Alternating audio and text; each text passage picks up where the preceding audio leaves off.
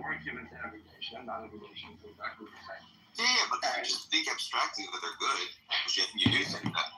Yeah, but you don't go, okay, I think eating healthy is good. I don't always eat healthy. I don't stand on a street corner and try to yell at people. But that's weird. If you think that eating healthy is the right way to eat, you see someone eating McDonald's or something in face of McDonald's like 300 pounds, to not go up to them and be like, hey, buddy, like, there's actually this, like, Mediterranean diet that's, like, way healthier. Did you know about it? Like, there's something weird about that. What would you think about that person? I mean, they're, like, a little bit annoying. Okay. I think proselytizing is, like, a little bit annoying in practice, but, like, to not do it ever is, like, very, very weird. Like, in principle, you're not going to do it. Like, in the sense that, like, if you had a good friend, suppose you had a good friend that was a Gentile, you're, like, okay, if I had a really fat friend that was 300 pounds, I would be like, hey, buddy, have you heard about Ozempic? Like, it's actually, like, a really good way to lose weight. Like, I would literally say those things to him. What if and you not had doing a good friend? What if you had a good friend that wasn't keeping the Mediterranean diet, and I don't know what happens when he goes to the doctor, but he's in good shape, he play ball once in a while, and he's okay. Like, and then he eats, like, foods, like, then would you get involved? I mean, you're talking about someone who's unhealthy. So maybe if you had a Gentile friend that would have a bad lifestyle, you might say clean up your lifestyle, not necessarily get Jewish, but this is someone who's okay, and not necessarily do you get involved. I also think consultation had a tremendous change in Judaism, like in the very early days, and it's more by example than by preaching. And it could be that's what Carl is saying, because then if people ask, then they're always accepted. But it turned into just like be the best you and let it be like obvious to everyone, and you don't have to go around like with hopes and intellectually explaining.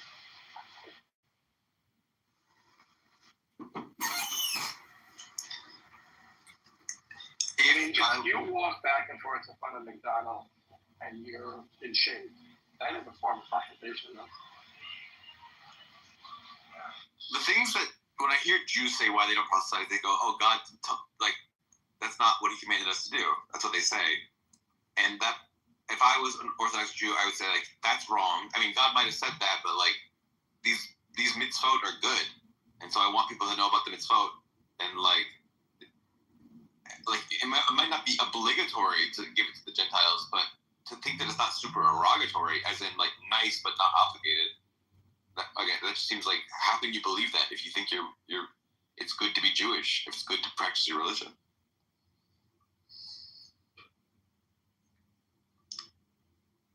Yeah, Judaism functions on binaries. There's a lot of binaries, right? Inside the land of Israel, outside the land of Israel, pure and impure, kosher and not kosher, Jew and Gentile, right? So there's not a lot of spectrum, right? So and Judaism is like a closed practice.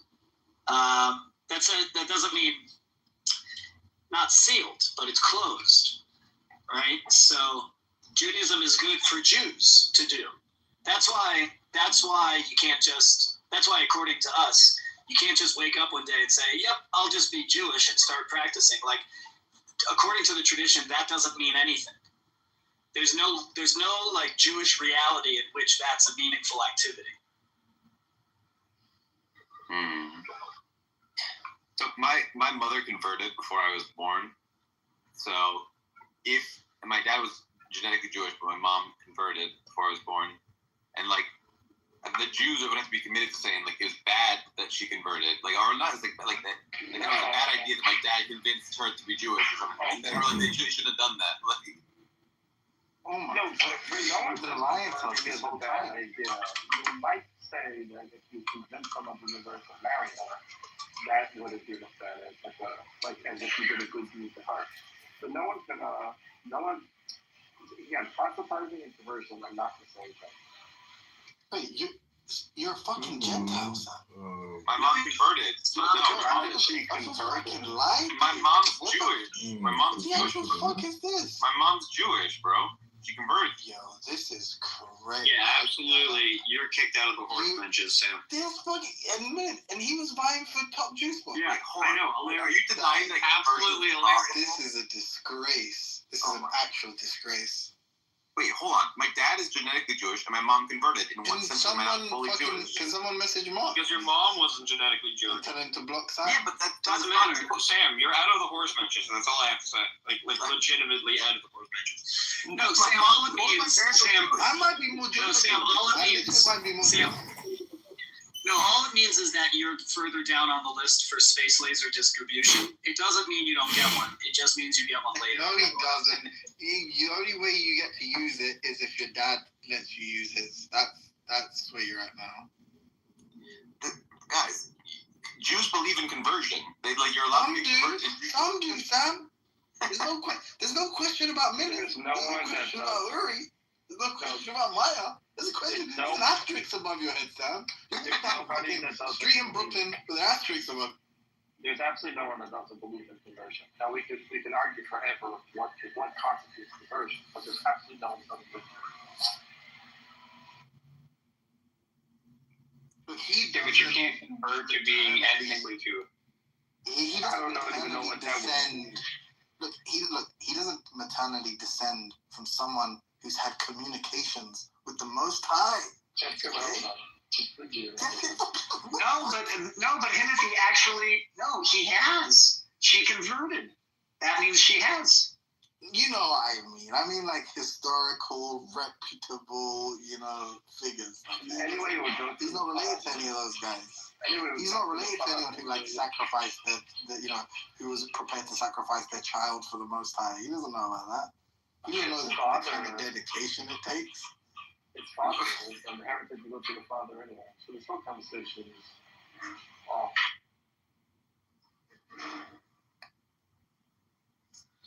I can't believe you lied to me like that. Actually, I've been thinking. I'm both genetically Jewish and my mom is Jewish. I don't know what you're trying to say about me.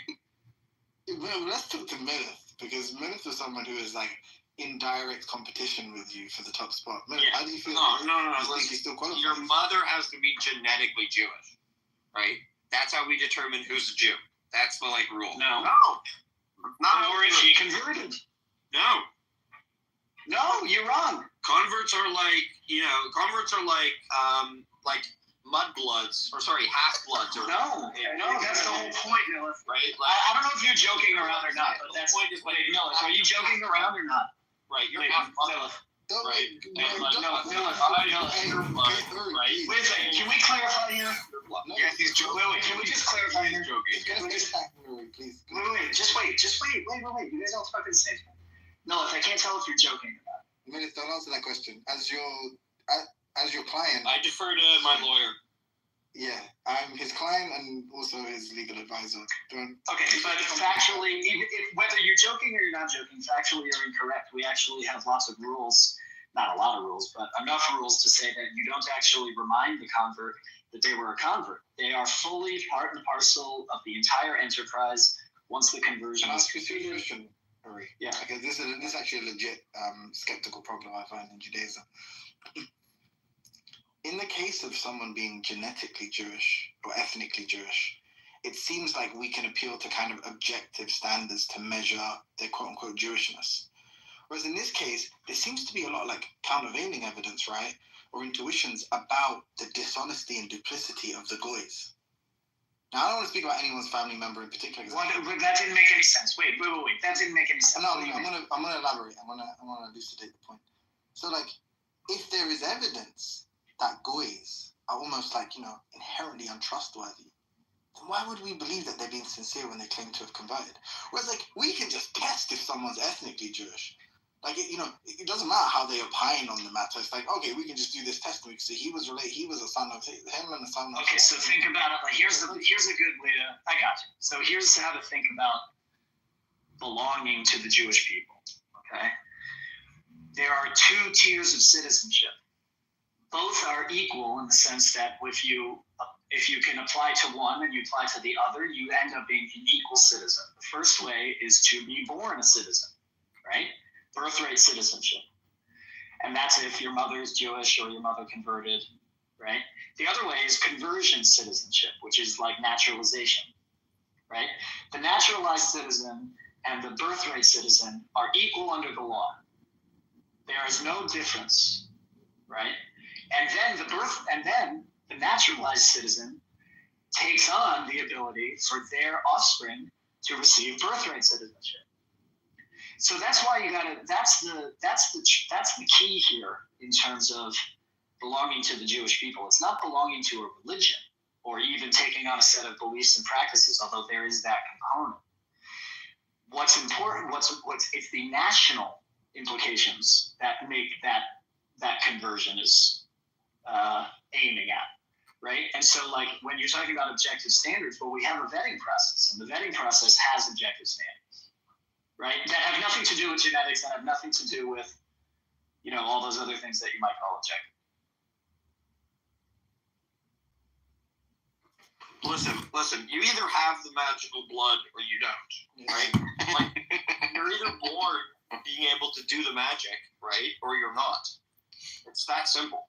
It's well, I feel like instantly more comfortable around Sam now that I know he's a guy. Just look at him. Okay, look at this. I got a big nose. He's a sheep in wolf's clothes. I got a big nose. I'm verbally quick. I like to use abstract philosophical arguments to get my way in the world. I don't know. It sounds pretty Jewish to me. You're basically Sully though. He's an Irish guy. He's an Irish Jew. No, Sam. I mean, your picture looks Jewish to me. Yeah, exactly. He looks Jewish physiognomy. He looks like doesn't lie. He looks like Sully's cousin. By the way, you think there's no Irishman look identical to you, Sam? Come on. Your most striking feature is the color of your hair, and that's just come on. There's a whole Wikipedia page on red Jews. There's a whole Wikipedia page on red Jews. The Emerald Lions. But there's this black Jew named, I think his name's Lieb on here. I don't know if you've run into him, but he converted. Called the Black Rabbi or something, isn't it? Well, yeah, he's an Orthodox Jew, but he's a black guy, and it's really interesting that he said that he lives in Michigan, and he said that when he lives with the Orthodox Jews, they do accept him as Jewish, but there's a brand issues where if a rabbi is constantly having him read Torah, it makes his shul seem less legit or whatever. And so he's a little bit, he's slightly marginalized in the Orthodox Jewish community, even though on paper they agree that he's fully part of the tribe. Do you know what's super funny about kind of minority and intersectional kind of politics? There was this black rabbi. He's called, I think his literal name is the Black Rabbi, and he's from New York or somewhere, and he migrated to Israel. I don't know how long ago, and he basically is just this kind of cartoonish antagonist of the pro-Palestinians in these pro-Palestinian rooms. And I went into Sailor's room. It was either this morning or yesterday morning. Excuse me. And I went into Sailor's room. Sorry. A few days ago, I went into Sailor's room, and he was basically endorsing the ethnic cleansing strategy that Trump was proposing when he met Netanyahu the other day, and he was basically antagonizing, shaking the cage of all the pro-Palestinians in that room. They're like, fuck you, they hate you, you're black, they don't even like you, you're a slave to them, monkey, blah, blah, blah. They themselves are pretty much being racist towards the guy. Anyway, fast forward a few days, there's a guy, I thought it was today, it was this morning, there's a guy called Jeff. I know Uri must know him because I've seen his face a lot. I think he's in the pro-Israel rooms a lot. Uri, you know what I'm talking about, Jeff? Yeah, sure. Yeah, okay, cool. So, these guys are mutually denying each other's Jewishness, right? And I think the black guy is saying, the black rabbi, is saying that he's not a Jew because he doesn't observe the Sabbath. And the Jeff guy is just has an issue with him, I guess, because he got called out. But, as this is kind of unfolding, you start to hear from the black rabbi that, there's a lot of the Jewish people on here who basically are antagonistic towards him and attack him and deny his Jewishness, right? Deny that he's a Jew. And now he's fucking allied himself with the pro-Palestinians. All the people that were attacking him are shut up. I mean, here's my take on the black rabbi, right? He had a legitimate conversion. He's definitely Jewish.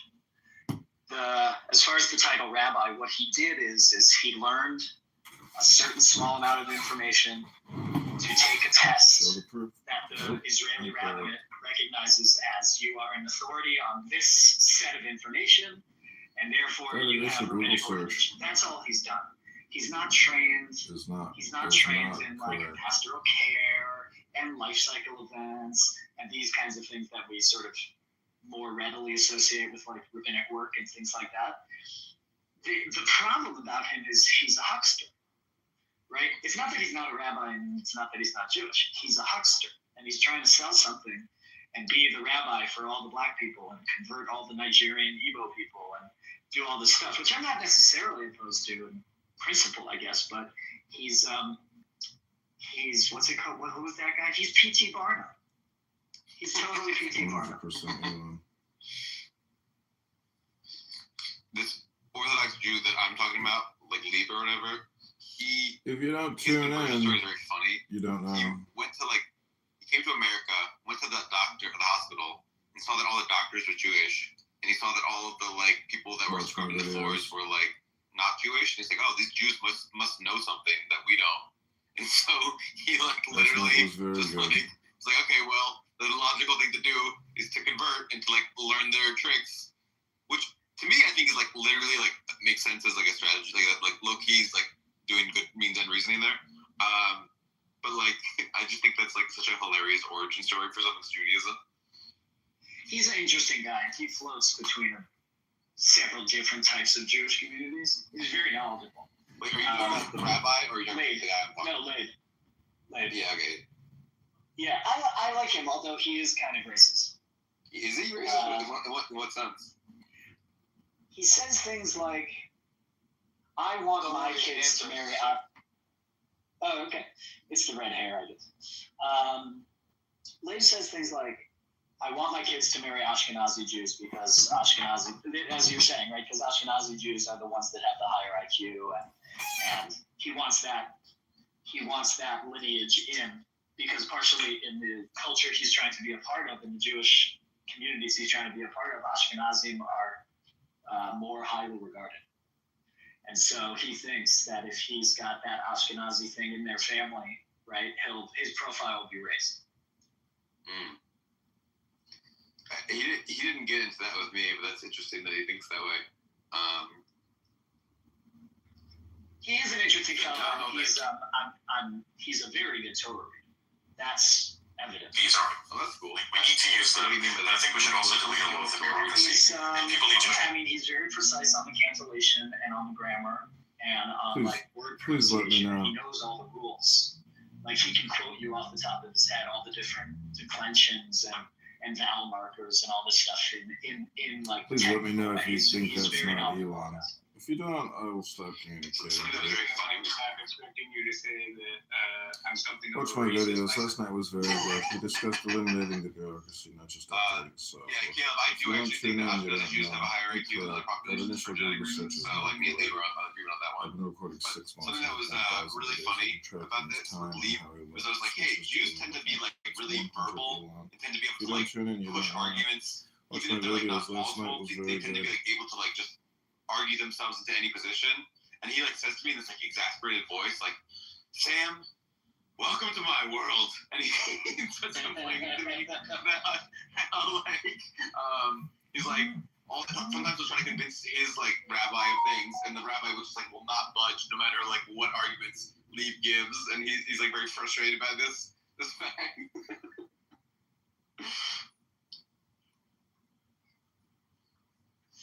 I've been thinking about this lately about in religious rooms, and like, because there's been a ton of like misunderstanding and misinformation about Judaism, just like even like very low-level technical stuff. And I was thinking about it. I'm like, well, why would we expect anybody to know that stuff about Judaism? We're not that many people, right? For like thousands of years, our tradition has been manipulated and misused and used against us. So like, why would we expect anybody to understand it?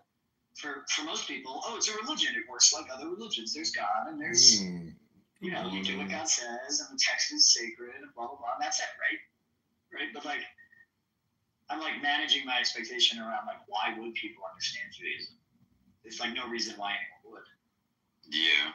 I think it makes me uncomfortable how much people talk about it. Given how small part of the population we are, it makes me uncomfortable how often, like, the topic comes up in conversation with, like, even just non-Jews. Like, I understand that Jews would talk about Jews a lot. Like, I get it. but like lots of people talk about us a lot, and that makes me uncomfortable. And there's a side of me that just I'm not, because I'm not a religious Jew. I sort of just think we should like Judaism should stop being a project. I know it's like horrible, but like if we all just like intermarried with Gentiles and then just like kept going, like the tradition would end, but our people would be safe because their descendants would be safe because there wouldn't be like identifiable Jews that people could like target. And there's something up to me about that like what matters less is the faith continuing, and what matters more is that our descendants aren't massacred. No, I can hear that. I can totally hear that. I would push back on it, but there's something coherent there. Certainly. This idea of why people understand is extremely serious. Right? There's no good reason people understand. You kind of answer that, but it's surprising that people would think they can understand. But I think with online technology getting stronger and AI becoming a big resource, it's going to get worse because the digital footprint is even worse. It doesn't do well in digital footprints. So I think it's going to get worse before it ever gets better.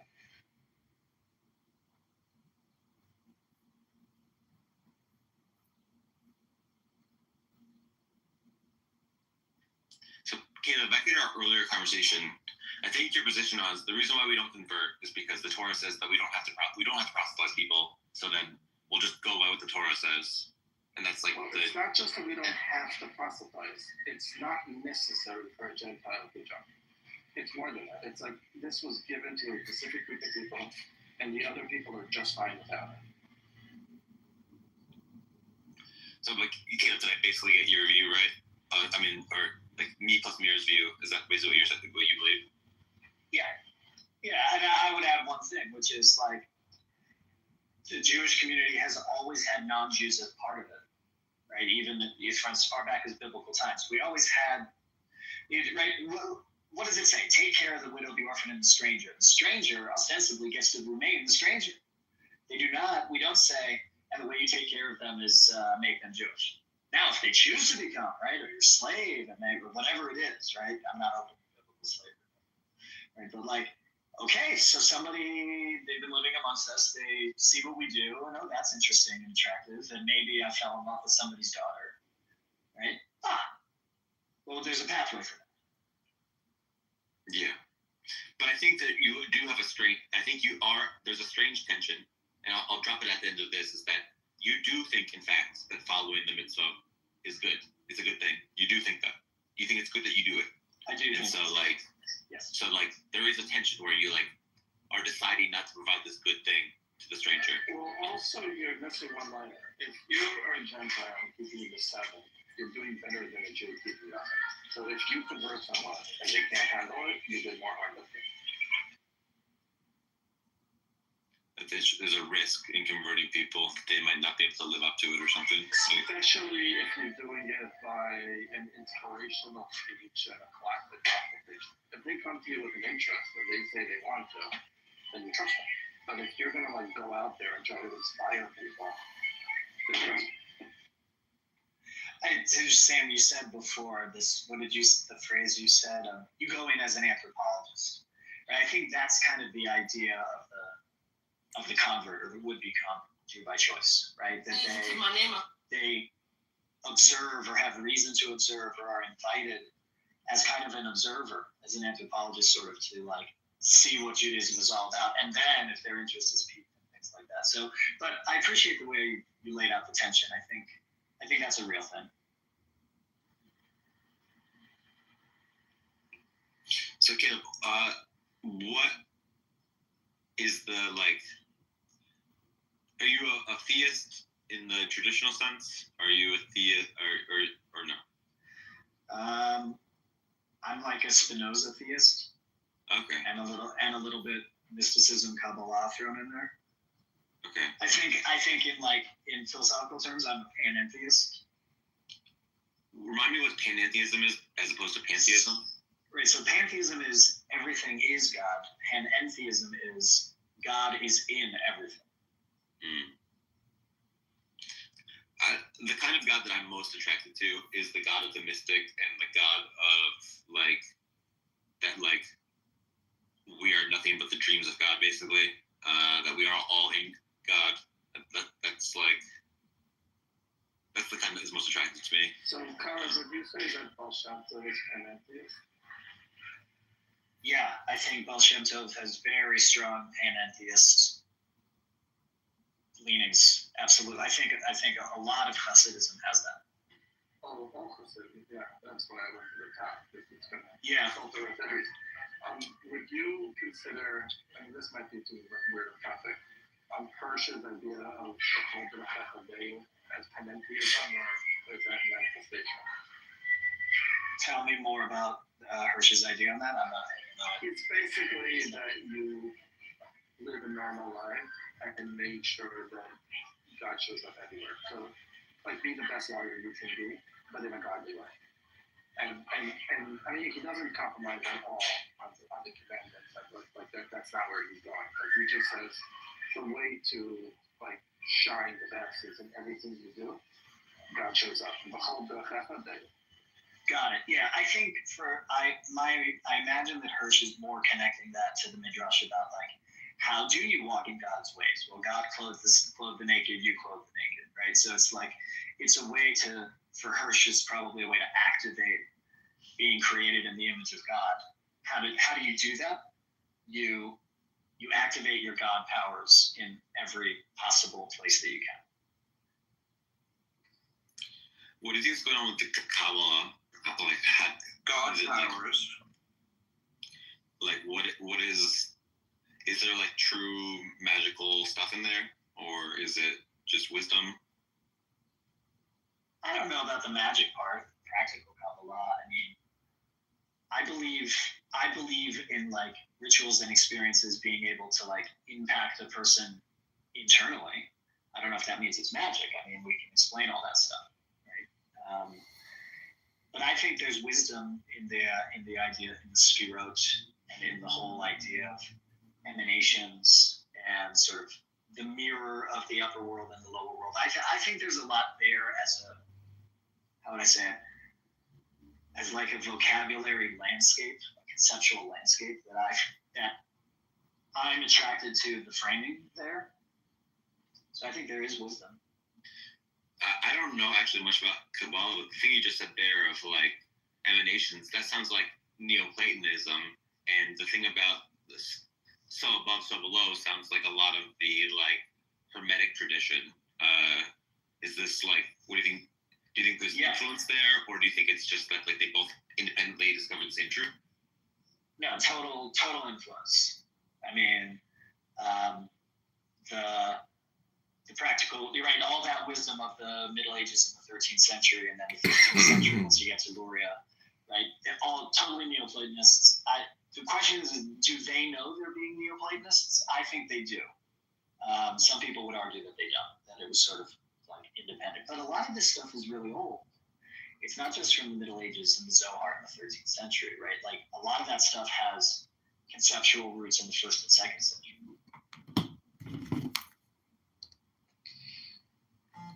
So I've always believed, I've been told recently that old school Jews, like back in biblical times, didn't believe in a soul that was immaterial. They just thought that there was a body, and then there was a sort of pneuma, a breath that got put into it, but that it wasn't immaterial, and that when you came back to life, you came back bodily, and that this idea of like a immaterial soul came from like Plato, basically. Is that something that you believe, or did I get that wrong?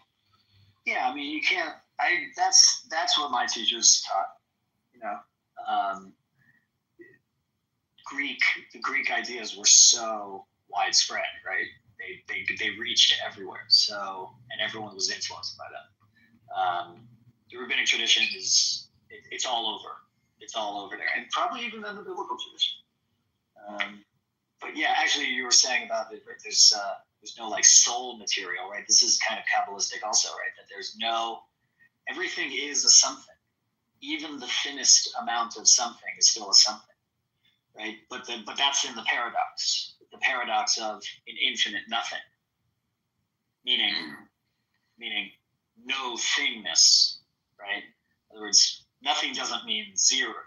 Doesn't mean empty. It just means undifferentiated, primordial, creative stuff. Energy. The kind of God I can believe in is the kind of God that you believe in. The God of Spinoza, the God of panentheism, the God of there's divinity everywhere.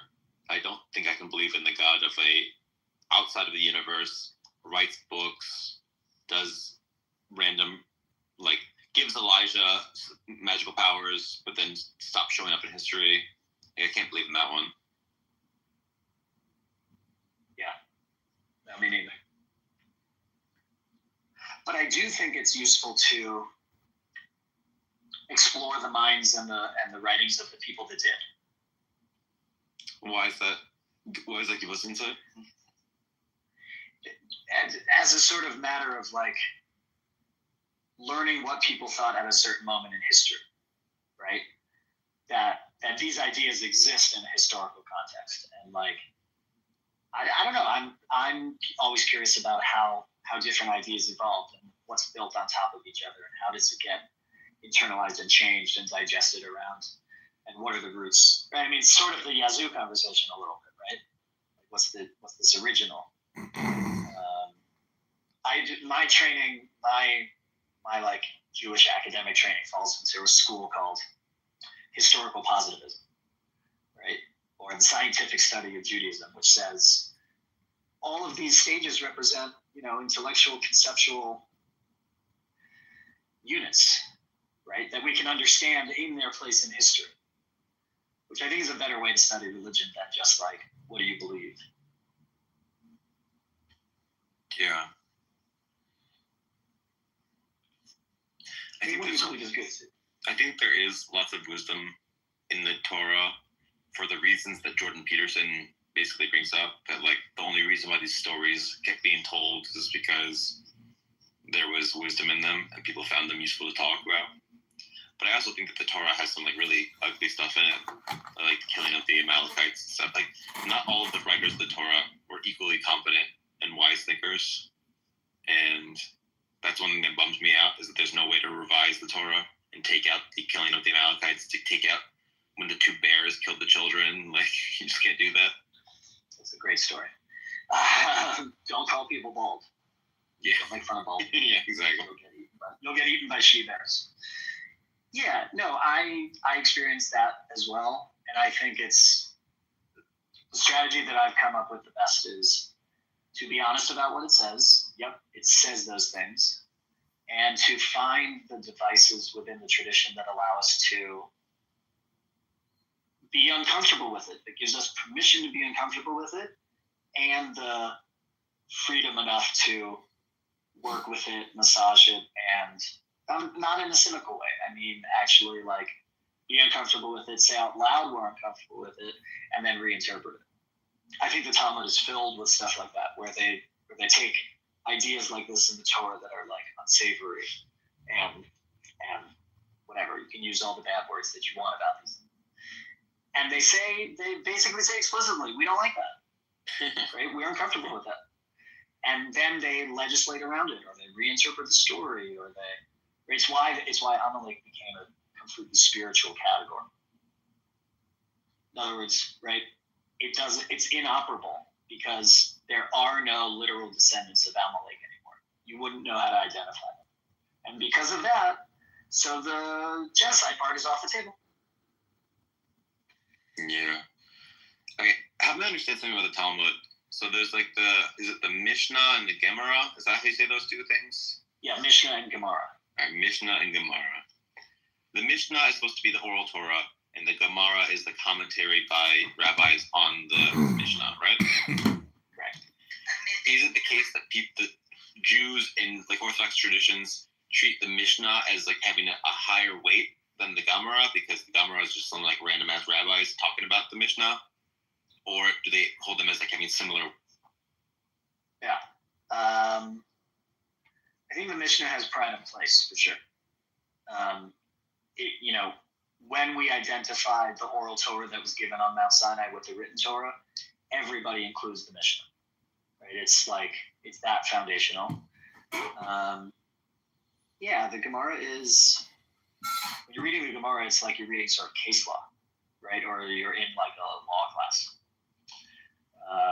Like if some random rabbi says something, argues for something in the Gemara, and some other rabbi disagrees, like it's not like you should take that give that much weight to that rabbi said that, or like how should you think about it if like one random rabbi argues something in the Gemara and the other one disagrees? Like what is the Orthodox Jewish way of thinking about that?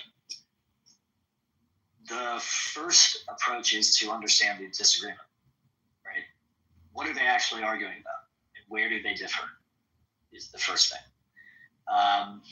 What happens sometimes is you get, an apparent disagreement, but then you say, the first one was only talking about that case, and the second one was talking about that case, and in that scenario, there's actually no disagreement at all, right? They're just talking about two different things. It sounds like they were disagreeing. So there's a lot of that. You should meet my mom. But are you asking about like? You should meet my mom. Because your mom be proud of you. You should meet my mom. Another piece. How do we deal with that? That, and I'm also interested in the question of, suppose some anti-Semite takes a thing a random rabbi said out of the Gemara and says this was horrible. Can I say that doesn't have much weight given that other rabbis in the same text disagree?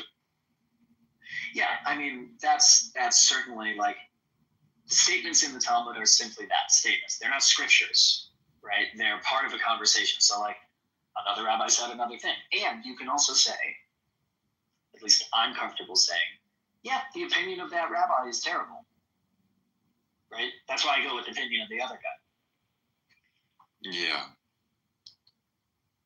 And then if two rabbis quote the Talmud and, one quotes Rabbi A, the other one quotes Rabbi B, and they disagree in the Talmud, how are they supposed to adjudicate that? Like, they both have textual support for their argument. Yeah. It depends what they're... Look, it happens all the time. Even if you're just dealing with like a narrative or like a midrash world, I don't think there's like a lot of implications, right? But if you're in the legal world, right, and you're trying to figure out like what actually is the commandment, so then there's like real implications. But even then, one rabbi can read the passage one way and another rabbi can read the passage another way. Of course, relying on later commentaries to do so, always. And you can still disagree and have two legal outcomes, both of which are textually supported. Now, is it the case that the Talmud has some things that me as a secular Western liberal, whatever, would find just like deeply abhorrent? Like, yes. My understanding prior to learning, like prior to this year, was that the Torah has some violent shit because it was written a very long time ago, but because the Talmud was written later, they sort of more like moderated their views, so it tends to be more chill. But now I'm wondering, like, is it the case that the Mishnah has stuff in it that's like that I would find like deeply, deeply bad? And then is there a difference between the Mishnah and the Gemara on like what percentage of them, like which has more stuff that I would find objectionable? Probably the Talmud has more stuff that's objectionable, only because it like covers. It's just a much larger piece of work, and the Mishnah is really just a code of laws. But yeah, there's some things that are deeply uncomfortable. To put it lightly, the way it speaks about Gentiles from time to time, women from time to time. I mean, that's why it's like important not to justify it, but to explain why those views are current to its own time period. Like, okay, so that explains why they can hold a view like that, because they're ancients, right? All kinds of ancient people, there's stuff in their traditions that we would find deeply, deeply problematic. Do you think the Gemara has more problematic shit than the Mishnah, or is it about equal like rate? Oh no, I think the Gemara's got way more problematic stuff. Is that whatever you find objectionable is probably H or toes. The Gemara is longer, or are you saying that like 5%? Well, and also like a genre, right? The Mishnah as a genre is not. It's just laws. Right? So the Gemara has law sections and like narrative sections, myth kind of sections, stories. I mean, and there's some really wacko, wild stuff in a lot of in a whole bunches of those stories about this. Not only and it's like crazy stuff, but also like miracles and all kinds of weird interactions in Romans talking to rabbis. It's actually good to hear that the Gemara has more bad shit than the Mishnah, because the Mishnah has like more of a pride of place. It's more Jews thinking it's from God, whereas like it's very easy for the Jew to say, "Hey, the Gemara is just some fucking rabbis debating each other." Like, yeah, of course, some of them are gonna have some views that I disagree with. Like, it's like a much easier claim to make. So it's like good that most of the bad shit is there, not. Yeah, and like the idea of all these multiple opinions, I think, in some fundamental way, Judaism is pluralistic. There are limits, of course, right? But there's like a pluralism built into it, at least in the rabbinic tradition.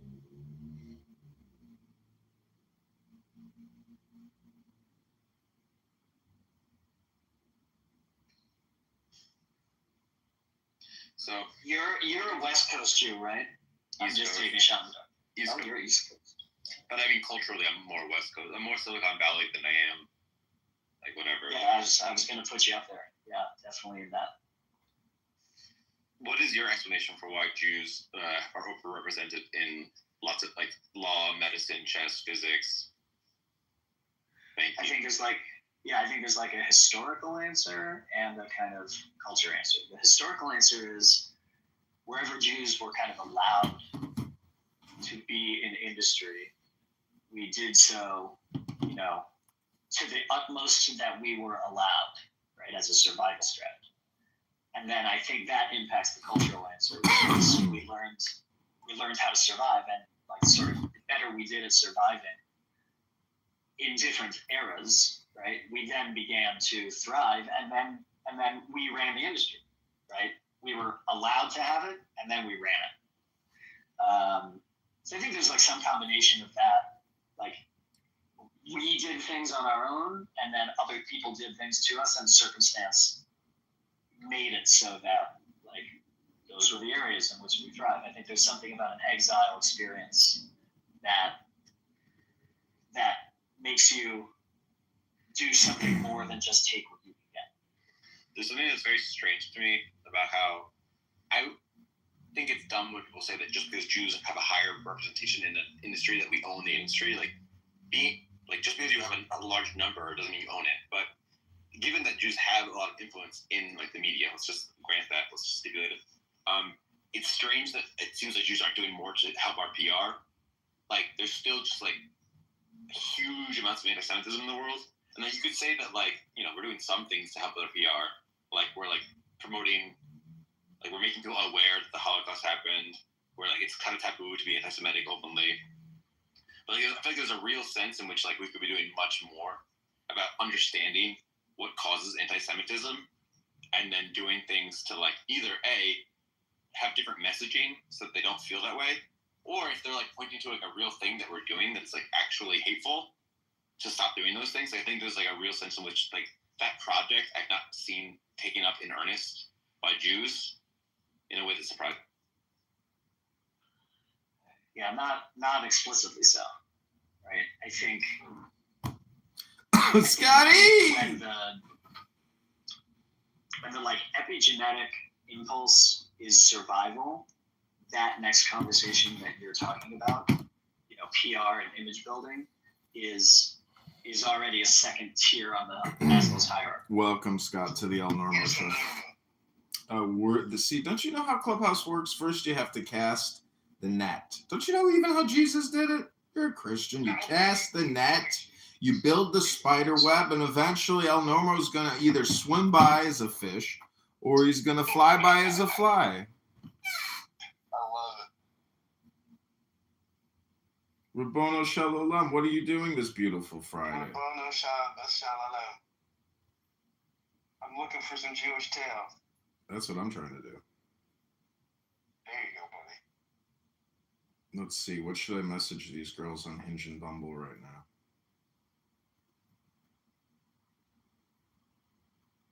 I created a new Bumble Hinge account yesterday.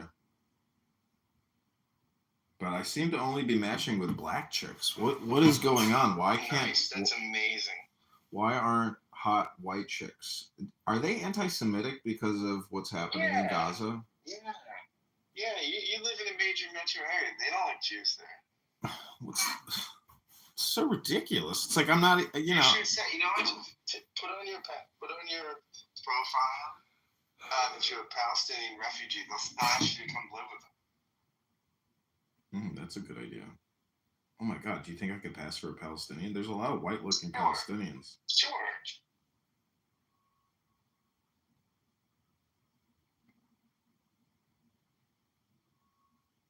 So how's Ellen treating you? Because I was trying to get some audio yesterday. I couldn't get it. Shit. Who? Alan Stern. Oh, Al Stern. Yeah. What's going on? Yeah, you saw her the other day. Yeah. Yeah, she doesn't. You know, she was trying to shit on me and Steve, and yeah, I'm done with her. Well, I could see her shitting on Steve. I mean, but you're so nice. Steve can be very, obnoxious, and I don't know. Some paralegals think they're Supreme Court justices. I don't know. What did I tell you, Scott? I told you El Normo would appear. The man, there he is. The man, the myth, the legend, El Normo. Did you say Beetlejuice 3 times? Oh, we did. I came in here, Norm, because I opened my hallway and it said the El Normo Show, and I went right to it, like a moth to the flame. Some people never learn. Yesterday. Norm, you know, if you're mixing it up, I want to be there. Did you stop by yesterday? Wait, what was yesterday? Yesterday I was contending for hours with the major villains. Look at my profile. Oh, that one guy that can't make an argument. I remember I was there for some of that. Look at my profile, El Normo. They were Palestinians. The guy who was running the room, the black guy, was a very, very good moderator. Very even-handed. He said to him, so when was Palestine founded? Well, in 1100 BC, and it's always, yeah, but when was Palestine founded? These guys didn't know when Palestine was founded. And finally, they came up with 1988 by Yasser Arafat in Algiers. Yeah.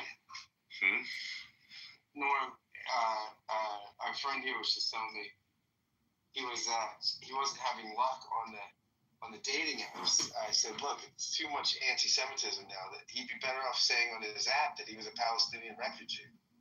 The women will say, come live with me. Yes. The other thing was I went over with Edward, like, who's in charge of Palestine right now? And the answer is nobody. There's nobody in charge. Who's the government of Gaza? I mean, it's Hamas. And Hamas has been decimated. And what's the relationship between Gaza and Judea and Samaria? I mean, I think they're at war with each other too. It's sort of crazy. Well, if you look at my profile, El Normo, I filmed or recorded yesterday over 2 hours of that debate. Thought it was, I keep thinking you're like a Major League Baseball shortstop who just keeps picking it up and getting everybody out. And, it's awesome because your time is limited. Their time is limited. This app is limited. And actually, the biggest problem is that we think in a 10-minute conversation or even in a 2-hour conversation, and this goes for Elon Musk and Adrian Dittman, who also creates a live room every night.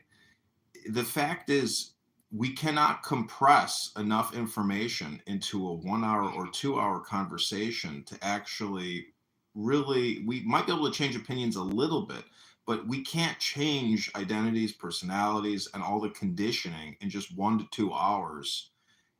There's just not enough compression of information, and we're too slow and we have too many, ad hominems and far too many interruptions, etc. So it's like, casual chat conversation is completely decompressed. So that's just my observation.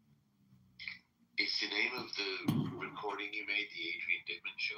No, I think it's the El Normo Show or El Normo Movie. It's the Adrian Dickman Podcast. Oh, it's the second one, the El Normo Podcast, Israel and Palestine. And then... Under which name? This one, Alan Watts. Just click my profile name and then go down to the chats. And then there's a second one, which is an hour and 43 minutes, called the El Normo Show Podcast Movie. It's not here, though, under Alan Watts. Oh, wait, it's to Alan Watts. Well, you don't search for it. Just click my profile in this room. Which profile? The one that I'm talking to you on right now. Okay, I'm clicking it. It's not there. Really? If you scroll down, you don't see under chats the El Normo Podcast and Movie? There's no scroll. It's just the three houses, Dickman, Watts, and Watts, and then the Adrian Dickman Podcast. That's so strange. I mean, I can take a screenshot of it. Maybe you have my account blocked, or I don't know. No. How can I have it blocked if I'm looking? It says Alan Watts. Yeah, it's the second and third or fourth one. But there aren't three. There's only one. I guess it doesn't really matter because, that's like you lived it, I want to hear it. I don't know why you can't view it. I can view it. Because it's not there.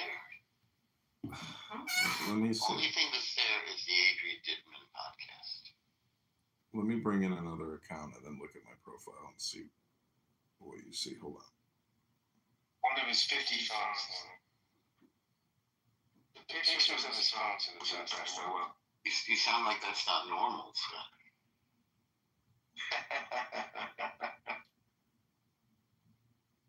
Nor my clubhouse war goes on, but that's all right. Of all the people, by the way, Vince wants to come up. Of course he can. With Al Stern, actually, so you can't go into the Ben Mendelsohn show. I can. I mean, but Ben, of course, went back and I blocked him. I have me. I blocked no one. I have one person on my block list now. That's Al. And Ben, What is the friction between you? So basically, there's this kid that's 14 years old that hangs out. I heard about this. Yeah. And I have no problem with it. I think he's a funny kid. That's fine. I have no, so Al had a powwow of people, Jane and Steve and all these people. And she wanted to, she's a little bit of a busybody, right? Like she always runs around and wanting people to be accountable for what they're doing in Clubhouse. And why are you talking? She'll jump on people for her friends if they talk to our dear friend Adrian Dickman here.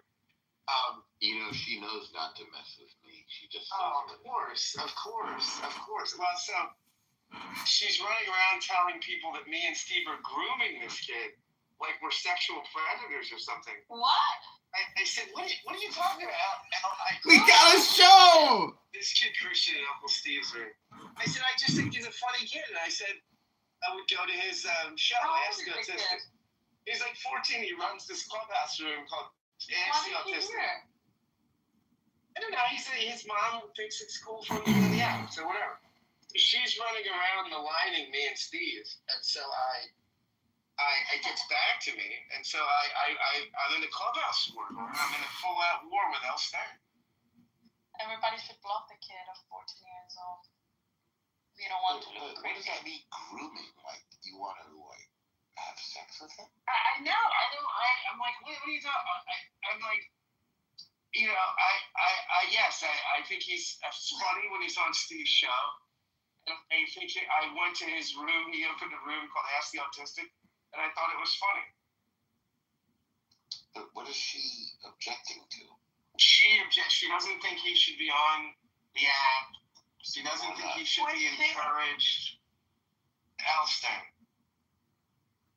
She doesn't think he should be encouraged. She thinks he's going to be taken advantage of on the app, and that he's going to commit suicide because he's got he's on the spectrum, and this app could push him into mental instability. I don't know.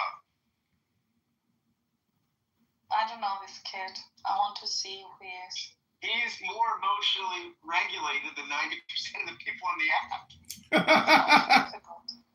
This is true. It's funny the way he imitates Steve, though, the way he runs the room. Yeah, Oh, really? Yeah, he'll go, hey, would you like 60 seconds or a fresh 5?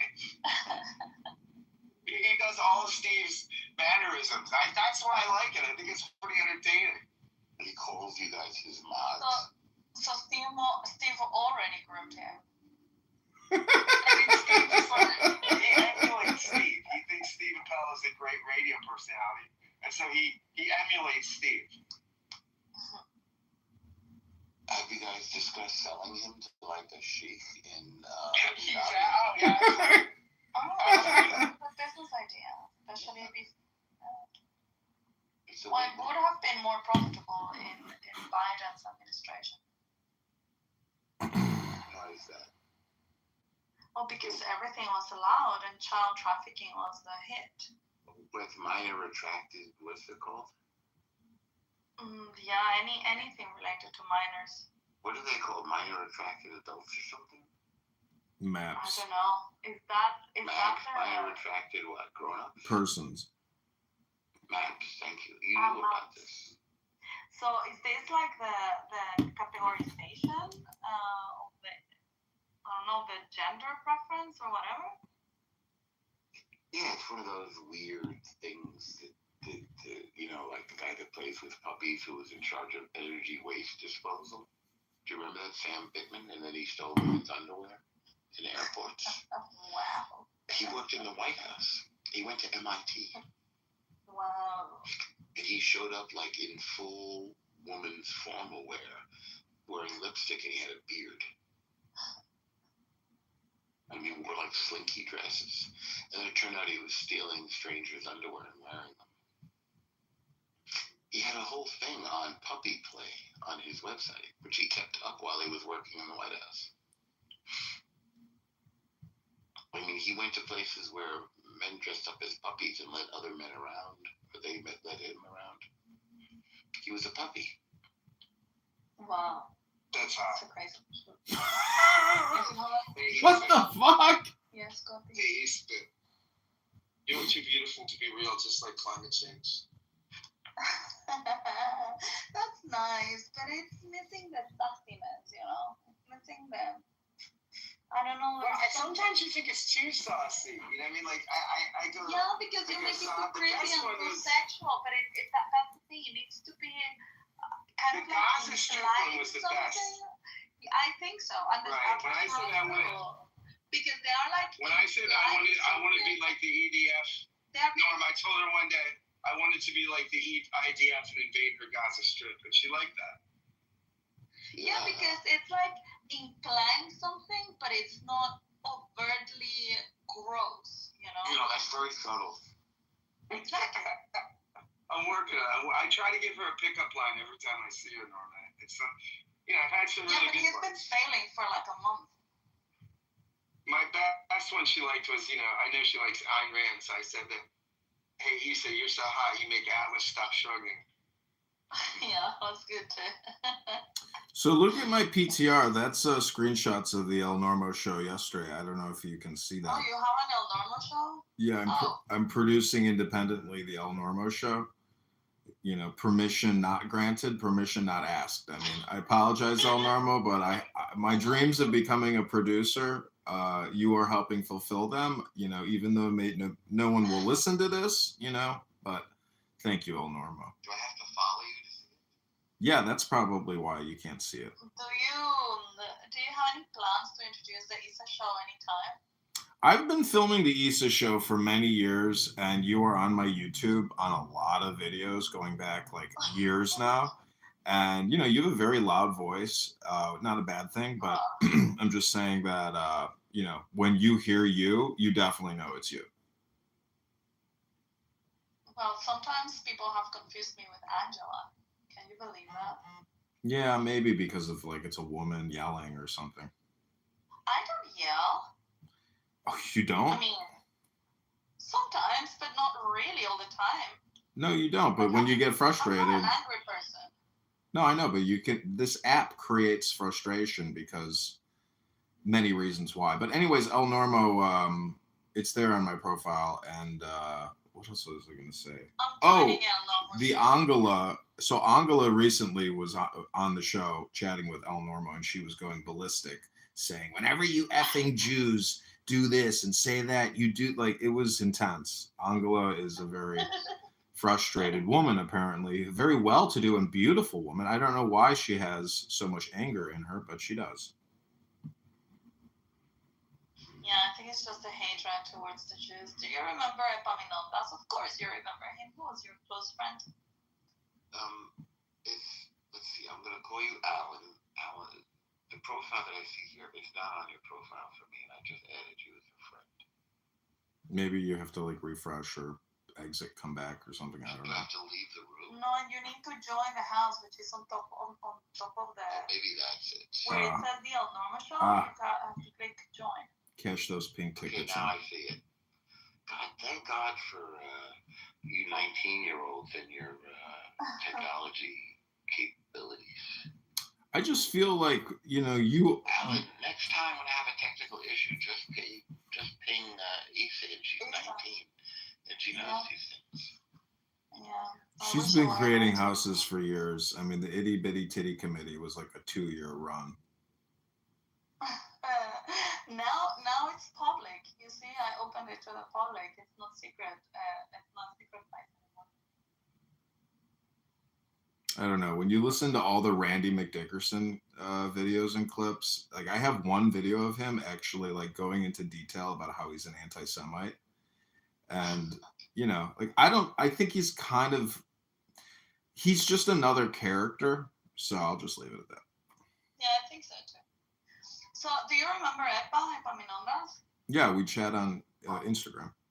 Yeah, me too. So I told him that she wished that he would never reproduce because Jews should never reproduce anymore.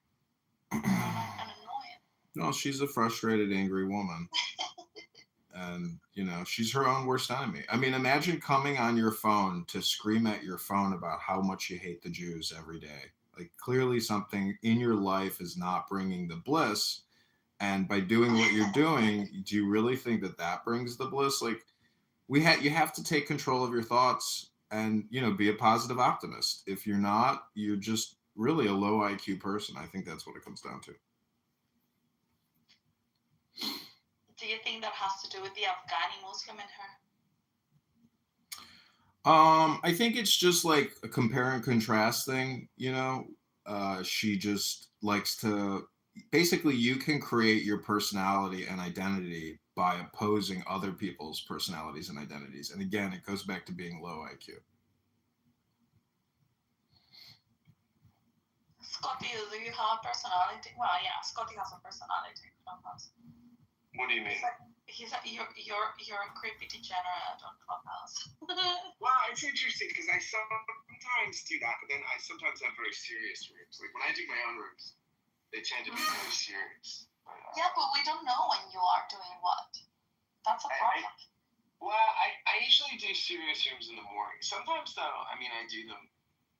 Yeah, but I podcast so much, though, that I get most of my serious stuff out when I'm content creating. So I come to Clubhouse generally just, you know, to be social and kind of goof around.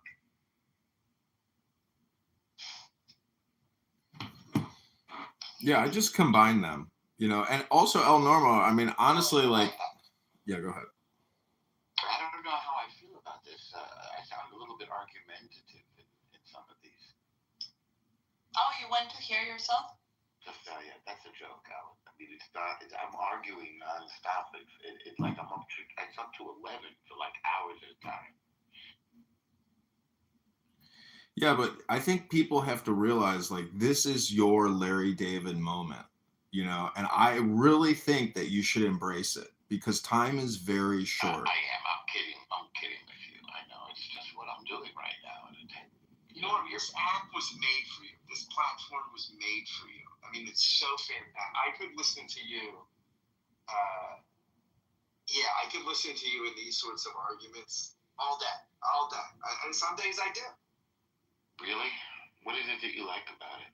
I like your mild belligerence, right? It's not. You do keep it civil. Like you have a civil. Like I like when you're.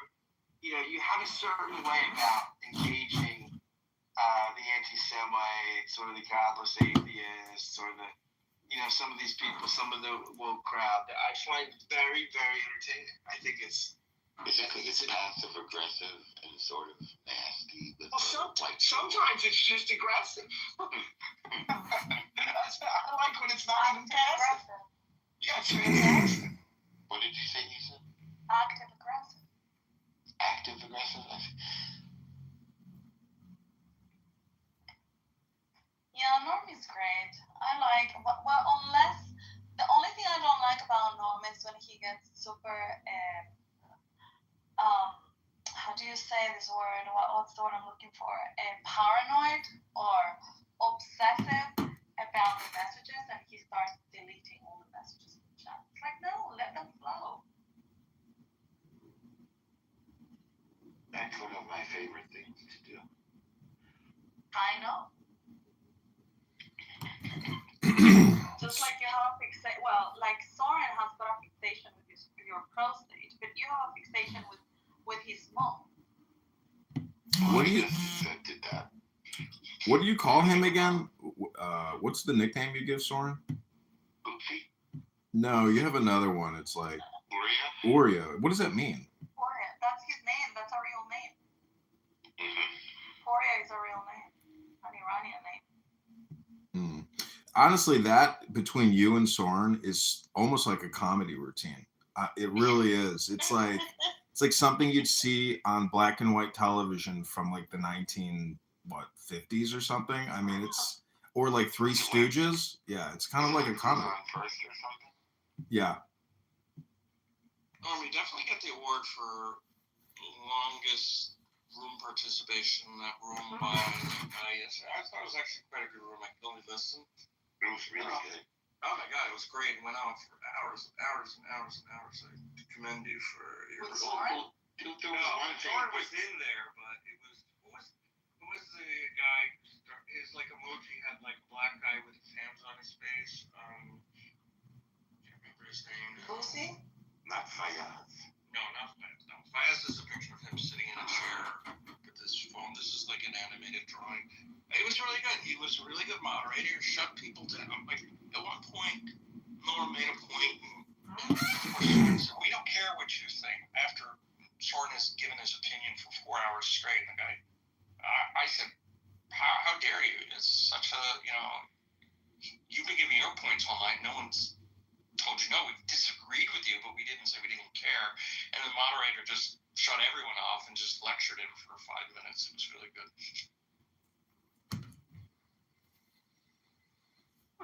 At one point, the part that you liked was when I pointed out that Bethlehem is not in Israel. Wasn't in Israel. That was, I sent you a text message. Fayez was getting like, this pastor in a church in Bethlehem needs to get a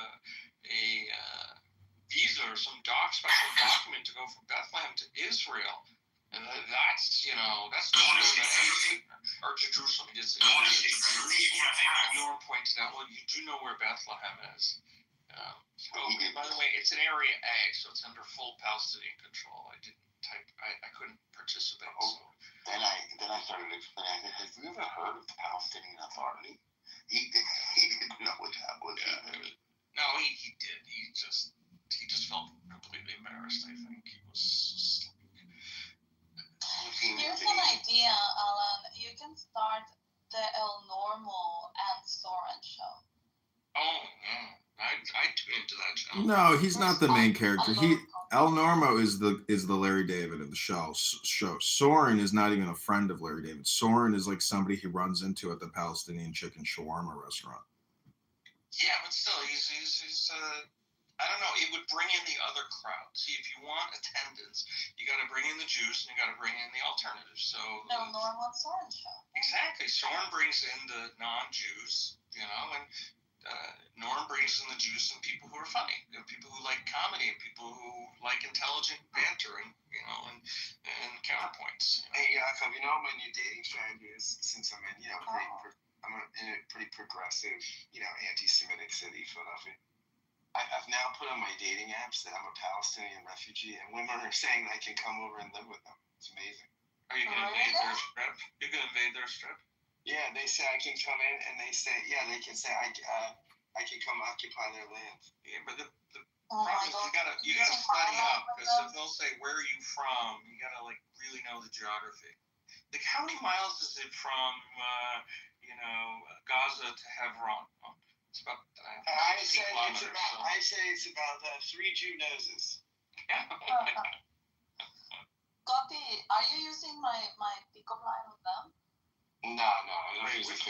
Only for you, No, don't lie to me. Just tell me. I just want to know. I don't use pickup lines. When I'm on the dating apps, I'm actually pretty. I think I have a pretty good game. Right? The other thing is I have my podcasts on the apps, so women kind of listen to the podcast. Like, oh, you have a nice voice. This was really interesting. So I kind of have it in there, in that women that are sort of intellectual and sophisticated. That I get some of the legwork done on the front end, which is nice.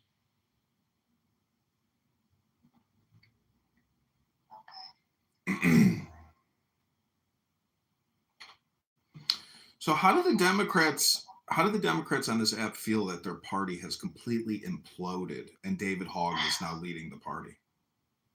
It is an implosion. Still. It's an ongoing implosion. Very unexpected.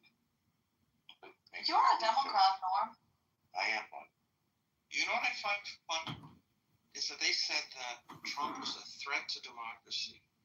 And AOC yesterday said, I am going to do everything possible to withhold, not that she obviously doesn't realize that the Senate confirms candidate she thinks she's involved. But the Democrats are doing everything possible to make sure his cabinet officers are not selected. So they're impeding democracy.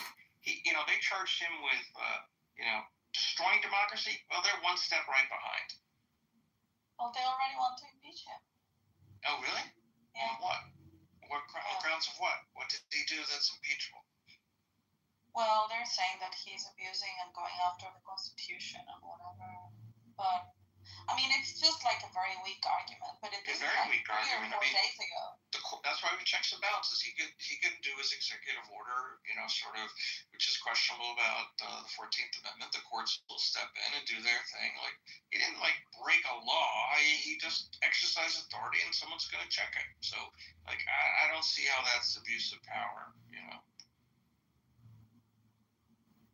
they're all freaking out. I love it. It's amazing, and it's incredible that it's just been less than 3 weeks.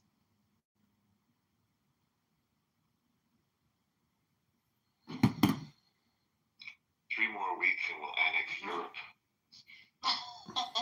So there's an article on Wired about this young programmer who is now permanently installed at the Treasury Department. And it was in Wired. My sister sent it to me because my sister knows that I'm filming the Adrian Dittman show. So I messaged these 2 journalists on Signal and sent them recordings of all my Elon Musk, Adrian Dittman footage. And guess what they wrote back to me? Wait a minute. I thought Adrian Dittman has been proven not to be Elon Musk. And that is 100% the response that I get. And then I say, did you even listen to the clips? Do you even have a brain? Can you listen to one person and then another person and confirm it's the same person? Most people, because there's no PTR and there's no picture, they can't associate somebody's voice with somebody's profile. And I find it to be pathetic, but I know I've been doing this for a lot of months now, but nonetheless, that is always the response I get when I tell people that Adrian Dittman is Elon Musk. You definitely not sound like Elon Musk.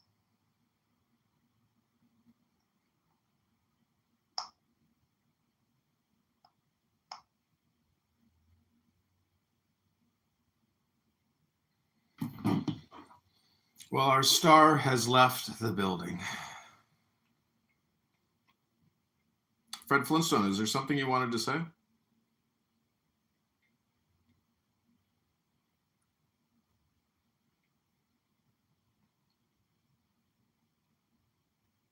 See, people just come for El Normo. People have become conditioned. You know, there's a big conditioning aspect to this app. I don't know if you know that, Scott, but if I were to create, you know, an El Normo profile or a Randy McDickerson profile or even an Issa profile, people are so conditioned by the profile that they are attracted, again, like moth to a flame. But there's you know, most people do not really understand conditioning and how it happens and how long it happens. Like your whole life is a conditioning from the earliest to the high school to college. I mean, I'm former military, so I have a lot of conditioning in what you could call like aggressive spaces where there's a lot of screaming and pushing and spitting and fighting and stuff like that. So it conditions you to follow orders, to be a yes man or a no excuse man. So in many ways, this app is also not in many ways. It is 100% like a conditioning tool where we become conditioned by profiles. And many of these profiles are not real people, meaning that they're non-playable characters like Roger Mayhem. Like that's not his name. That's not his identity. It's a profile, but yet people have become hyper conditioned by interacting and listening to the opinions, beliefs, and attitudes of Roger Mayhem.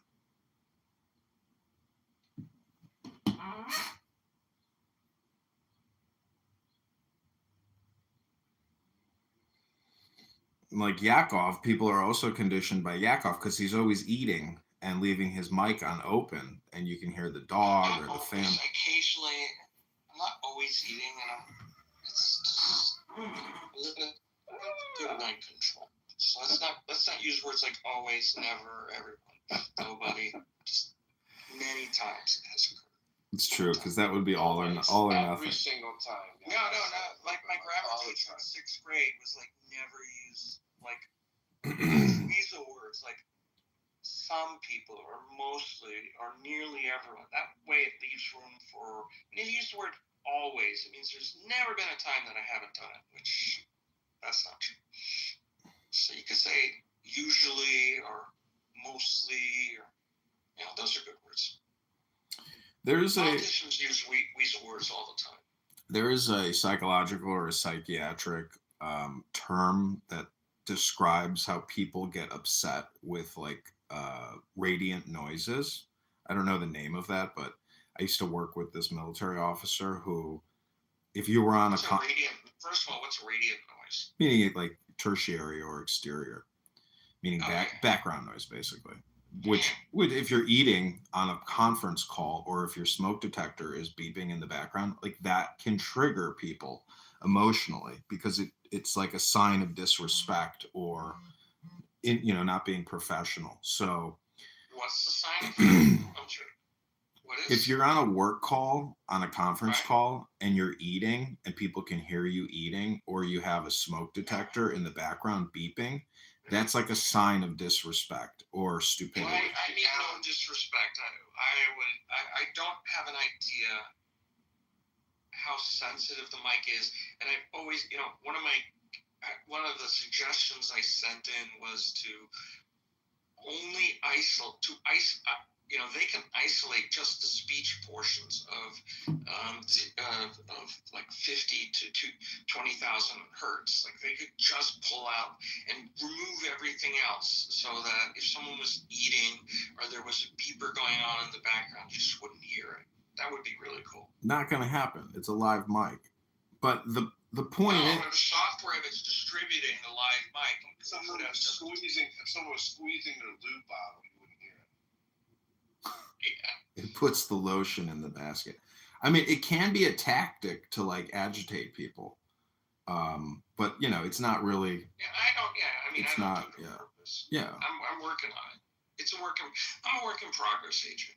Like I heard Yael yesterday having a conversation about the Israel-Palestine debate and Muslims, and she's eating during the whole thing, and I don't really care. It's not like I'm going to live with that thought. I'm just saying that it is actually a diagnosable condition where noises can irritate people, and psychiatrists will give you a diagnosis. Right, but she's not doing it on purpose. Wait, I'm confused as to diagnosis. She's not doing it on purpose. I'm just saying that I find it very annoying. The recipient of the noise, like, so Right. you have the condition, not her. Right, exactly. Okay, fine. I thought you were saying she has the condition. No, she's just being disrespectful. She's just like chewing with a live mic. Yeah, that I get. And I've gotten better. I mute up on him, like swallowing or chewing like.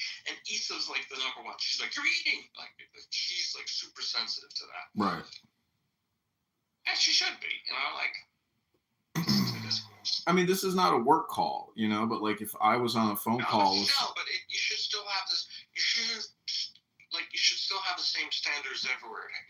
Having a high or sticking to standards is the best way to ensure the standards. So, like, even though it's not a work call, treat it like a work call.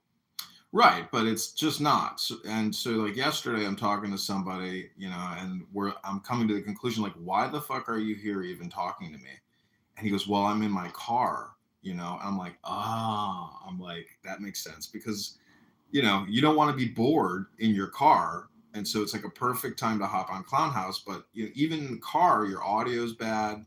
You don't mic up, you don't mute up. It's like, it's a different vibe. Yeah, but I understand the need. Like when I'm on long, boring jobs, Clown House, I love that phrase, by the way. Clown House is like great alternative than to listening to 102.5 Q10 FFM or whatever. Right. It's not going to hit your dopamine the same way that hopping into a Clown House room and doing talk therapy, because this really is dopamine talk therapy. It really is. And, I talked to my mom yesterday and I'm just like, man, I really wish she could have a smartphone and download this app because she's lonely, she's bored, and she's killing herself because she doesn't have this talk therapy access that so many people utilize in a push button surprise to get their dopamine. You can create and talk about whatever you want imaginatively on this app. So it is like a perfect place. And, my mom is just like so full of anxiety, and she calls me up and she just word dumps on me like I'm her bucket. Then she wants to hang up after she gets all of her thoughts out. Well, give me your phone number. I'll talk to her. We'll bring her up to speed on the issue, and I think we could solve that in a few weeks. Well, we could call her, on Clown House, and she's not. Get her on a third-party call. Join the call. Let's get her on the phone. I have so many questions about your upbringing, your childhood that would help me understand you better. So we can talk about that if you want. And then we can talk about the things you There's want. nothing really. There's nothing interesting about my childhood. There's nothing. Everyone has something. Just a nice, normal neighborhood upbringing, without a lot of drama. Okay. I trust you on that one. Yeah, just a normal childhood, like let's go play with the neighbors, and that was life. There wasn't a whole lot of education going on, which was, probably part of the problem. I mean, my childhood was normal, except that in my household they used rectal thermometers until 18. Without lube, right? Oh, Scott Ann. I gotta talk to Brad. Hermes, where are the putas? Hold on, let me see. Hola, ¿qué están haciendo, amigos? ¿De dónde estás las putas? En las putas anoche. Norma, what's going on, man? Hey there. Hey, welcome back, man. Thank you. King of Clubhouse, El Normo. So this is the Sorry, go ahead. I was listening to that conversation from yesterday on your profile. It's pretty relentless. Not many people actually listen to what they're saying on this app, post hindsight analysis or an after action ready review. And, you can optimize everything in reality. So if you want to optimize your experience here, I think you should listen to your recordings and know what you're getting out of it, or what the other people want out of the conversation, or what you want out of the conversation, because time is so limited. If we just keep coming here and engaging in unorganized conversations, debates, content creation. I mean, it will be it is an infinite time loop. You just keep, doing the same conversation. So it's like, if you don't, you really should have an Excel spreadsheet and track what it is you're talking about, who it is you're talking to, so you don't do the repeats and, you can wrap it up. I mean, that's my analysis.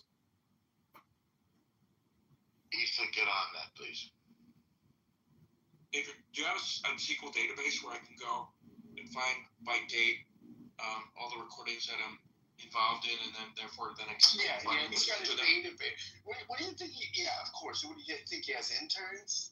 Yeah, of course. Yeah. Yakov, you're not the center of my foci or my lens. I'm just saying anyone who is in your recording. No, I'm not keeping. I'm supporting cast member. Yeah. You're not categorized. No visions of grandeur. I just like if I'm in one of his recordings, a person in recording is a database that could and find and listen to myself. It would be great. No.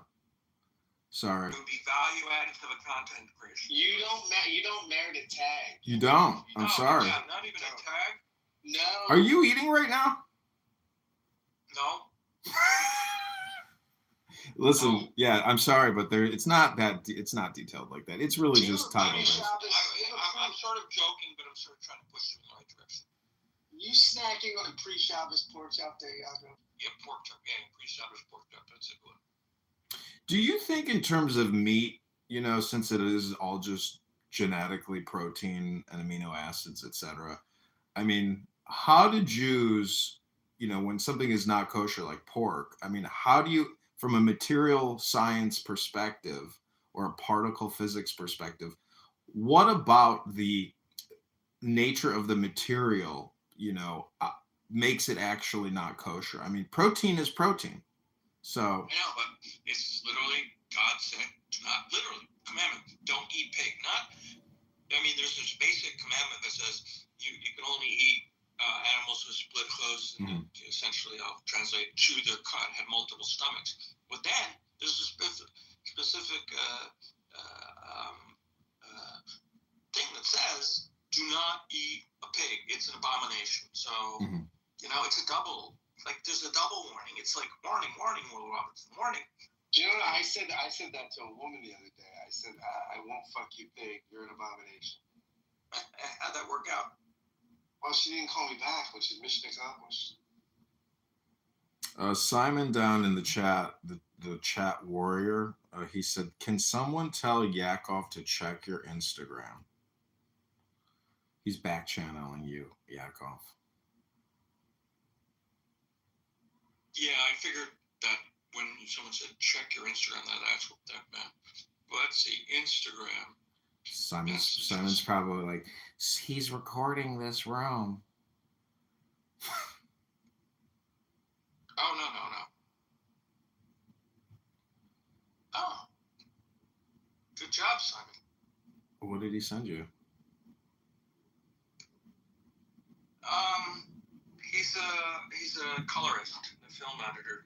So he was trying to do film simulation. Maybe a little more green. You know what I find amazing on these dating apps is I will chat. I have like you think I have multiple Clubhouse accounts? I've got multiple dating app accounts on the same platform. So it's like I figured you have like at least 50 per. This is how unaware some of these women are. They will message me on the same different Bumble accounts and not even realize they're talking to the same person. It's just are the descriptions the same on the accounts? The pictures are not identical, but they're pretty close. And what I'm saying is they are like robots just harvesting.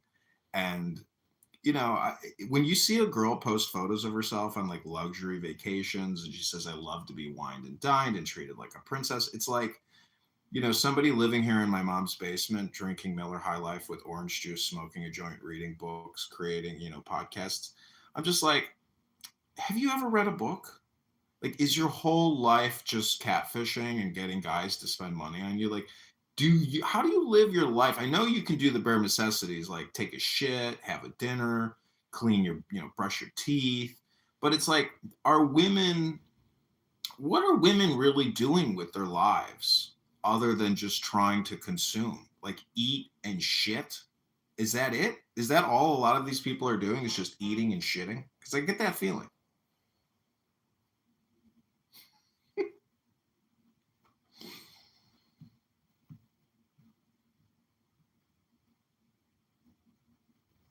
Holy shit.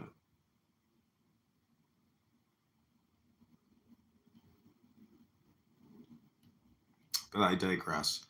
This has been the El Normo Show, Podcast and Movie Awards. Who is it sponsored by? Like, if you had to think of, like, Adrian Dittman. sponsors. Adrian Dittman, obviously. No, but, like, Colgate Palmolive. Sponsored by X. Sponsored by X. Alan, we had the most attractive woman on Clubhouse in the audience, Liz. It's my dream woman. There she is. You've seen a picture of her? Because to date, I have yet to see it. Really? She's a I teacup. know what Liz looks like. She said she posted one shortly. I know what Liz looks Unfortunately, I didn't get to see it, but I'll take it. I'll tell you what. Beautiful. I'll tell you what I thought of when I thought of when I first saw her picture. I thought she's out of Yaakov's league. That was my first thing. Every woman is out of my league. I was lucky that I met my wife, and she took pity on me.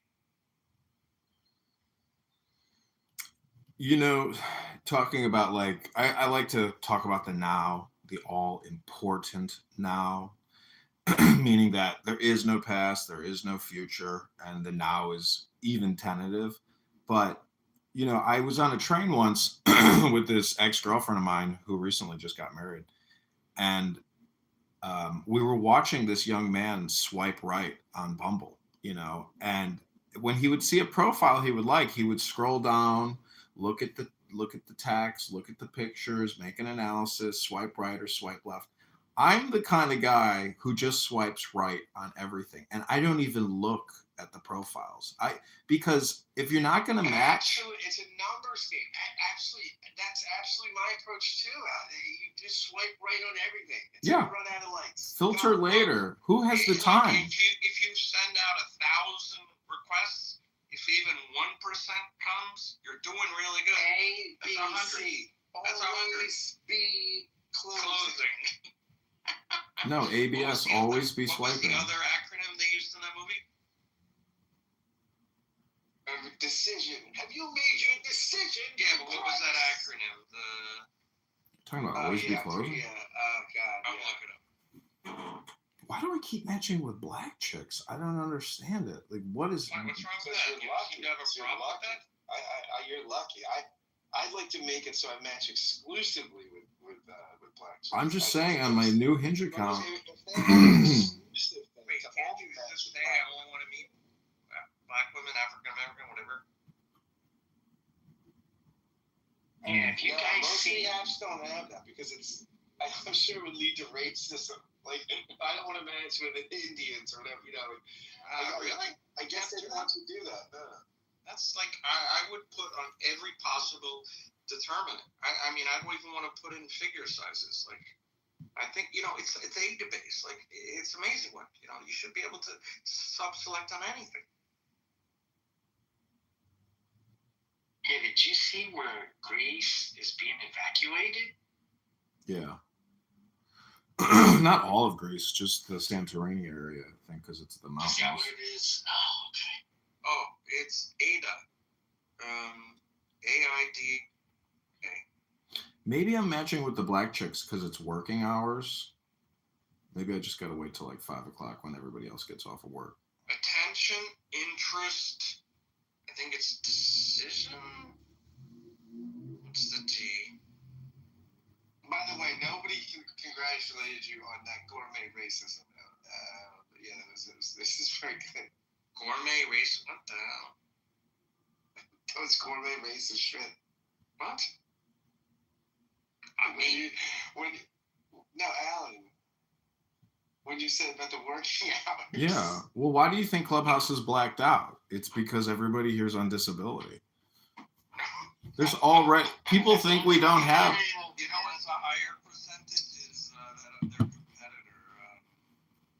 What's that other one that was Fan base. Yeah, Chatter, yeah.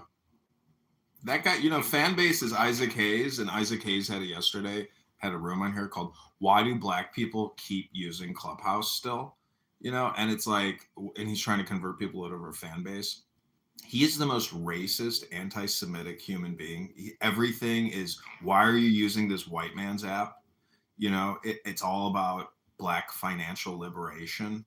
And it is just, it's total racism. He is such a fucking racist. I have filmed him many times making extremely racist statements about white people. And, he's an extremist. And he does these fundraisings, these investment opportunities, these crowdfunding things. And it's like, if people only knew that he is an angry racist, that, you would want your money back immediately. And what you're really doing when you give Isaac Hayes your money is you're paying for his lifestyle. When you say an angry racist, is that opposed to the jolly racist or the sunny disposition? No, the comedic racist who's trying to. Okay. See, I don't know if you believe this, but there was some group called the Black Star Project that said $1 circulated in the Black community lasts about 6 hours within the Black community before it's expelled into the non-Black community. In the Jewish community, it's 20 days. No, it's ridiculous. I mean, think about that. Just think about that for a moment. Think about that. You get $1 within 6 hours, it's outside your community. Yeah, in the Mexican community, I don't think it ever leaves. Well, it's now 12:15 p.m. CST, so I'm actually getting some messages from some white women who are on their lunch break, so that's good news. Okay, go. Nice. You gotta love white girls. And then the other annoying thing is these dumb bitches on Bumble, they use travel mode, and it's like, why the fuck do you think I want to talk to you? You don't even live in Chicago. You live in fucking Colombia or Nairobi or some other fucking country. Why the fuck is this app showing me people that don't live in my area? What a waste of time. It's like, what do you want to talk about? It's like, is this a chat app or something? Do you think I'm going to fly you from Nairobi? Such a waste of time. Why not? What if she's like super hot? Are you serious? I'll go to a bar. I'll go to a bar downtown and I'll see the hottest chicks in Chicago in 5 minutes. It's just a huge waste of time. It's just chatterbaiting. It's like, one time I was at this VA hospital and they had a computer room. And so I was waiting for one of the computers to open up. I go to the computer and this veteran left his email open. So I'm looking through all his emails. Via Gmail, he was having conversations with all these women from like a dating app. And he was like falling prey to some kind of dating scam. I felt so bad for him because he must have been the loneliest, most depressed person in the world to be having these imaginary conversations with these online Nigerian chat scammers that he thought were women. I felt really bad, but at the same time, I was, laughing. Marcy, I haven't seen your picture in so long. Hey, how are you?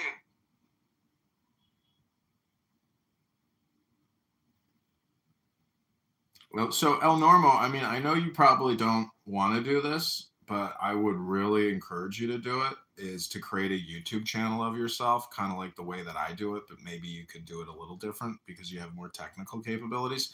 But I would really encourage you to like create like a live streaming studio and live stream your online debating. And I think you will blow up. I think people from all around the world, and you'll be doing a huge mitzvah for Yiddishkeit, because you will essentially be debating anger and hate and racism with comedy and history and knowledge, and you will de-radicalize people. Yeah. Good idea. Just make sure you have like nothing in the background, or just something very organized in the background, like your. No, get an Israeli flag. Get an Israeli flag. Yeah, whatever you want, but just get a good camera and do it. You could use it on Club Deck, or you can use it on your phone. Whatever. Normal. Now that we're becoming buddies, I'm gonna send you a puta on me. Puta? What does that mean? You're gonna send him a woman? Is that what I think it means? That's right. Well, that's one of the benefits of being my friend. Is that prostitute, or is it just a woman? Not another way. It's what it means. It's That's what prostitute in Spanish. Okay, wow. Did you ever hear me speak Spanish, Aramis? No, but I know you're a really smart guy, so I know you probably know a lot of Spanish. I speak Spanish, but thank you for what you said. But it's kind of funny sometimes when I lapse into Spanish with somebody unexpectedly. Or occasionally I go into a Spanish-speaking room. It's actually really fun.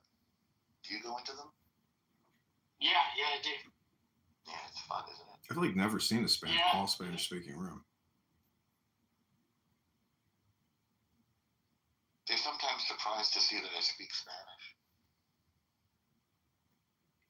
I think people have an opinion of Americans that we're not educated and don't speak languages. But going back to creating a YouTube channel, I know it may not be, professional enough for you, but I have an Apple phone and an iPhone, and I have an Israeli flag in my office here, and it transfixes people when they see that Israeli flag and they hear an Israeli-Palestinian debate room going. Everyone is transfixed and upset and saying free Palestine, free Palestine. The comments are just nonstop. So it's like if you were to export your experience here onto YouTube Live, you would have, it would take, you only need 50 subscribers to go live on YouTube. So you could hit that goal within just a couple days or hours even. But you really should publish your transactions here on YouTube. I don't think there's any downside to it. I mean, this app is owned. Do you know who owns this app? Mark, I think it's Mark Benioff. And I gotta say, this app has like gotten better. The simpler they make it, the fact that you had to click through to that world icon to see the live rooms, it's like, what the fuck were they thinking? And now they have like really simplified it and made it direct, where you open it, there are your chat options immediate. Salesforce? Yeah. He bought it? Somebody on here was talking about that the other day, that Mark Benioff is the primary investor and owner in this app. I knew Andreessen was involved. You're not thinking of him. Oh, maybe they mixed it up, but I thought they said Mark. He used to be around. He's an interesting guy. You should listen to his podcast interviews. What is it, like libertarian, conservative, fiscal? I mean, he's a smart, kind of libertarian conservative-ish Silicon Valley nerd with the fleece vest and the bald head. No offense. People like bald heads. Him is smart, but not sort of not aggressive. I don't know. These people are interesting. These billionaires. well, X and Elon Musk and Adrian Dittman, in terms of top-down communication and how we're all just like drone bees following the command of the top-down communication. I mean, Donald Trump has the biggest podcast in the world right now. Elon Musk, X Spaces, another massive podcast. Joe Rogan, massive podcast. So it's like we're listening to what the leaders are now saying, but in many ways it's communication hypnosis. But the alternative is all these other people who are now screaming, to the hill, and they were the ones who were in leadership. So all these frauds and fugazis at USAID, at the Department of Education, and I'm a former or maybe current employee of the Treasury, and the point is, it's all just liberal women calling the shots and screaming, and their power and their ability to spend is being taken away from them, and they're going bananas. They're exploding. Like, they cannot believe that some outsider is now stripping their piggy bank, and they're going bananas, and it's incredible. It's like how reality shifts like in terms of polarity. I mean, we are now in a major polar shift. This is a great time to be alive, and maybe a terrible time to be alive for some people. I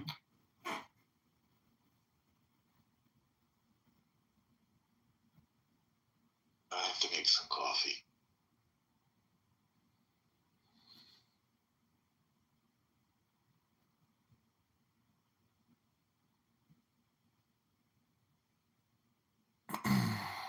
Randy, did you want to say anything in the El Normo Show podcast and Movie Awards Room?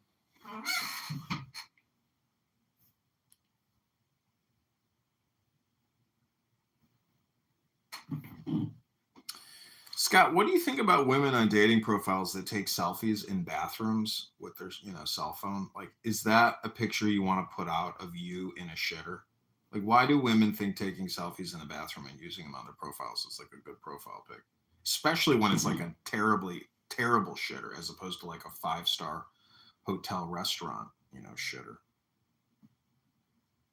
Yeah, that's a good question. I don't know why women do that.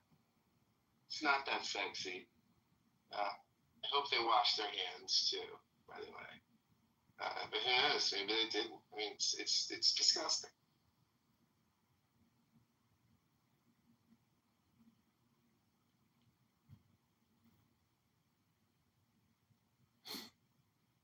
So this has been the El Normo Show podcast and Movie Awards Room, where El Normo, our star, has left the building, but we are giving him a Grammy and an Emmy and whatever other Clown House awards we can make up, because the cast of characters on this app, leading roles or leading men, is limited. They're generally alpha males, very gregarious, and we have to support and honor our strong Jewish men who are entertainers, producers, creators, makers. They are the ones mirroring the divine. And so this room is dedicated to the glorification and the honor of El Normo, a clubhouse gem, a Zohar in the sky. I love Norm. I'm a huge Norm fan. I'm a huge Randy fan too. Randy's here on the stage. I'm a big Randy. Yeah, I'm a big Randy fan too.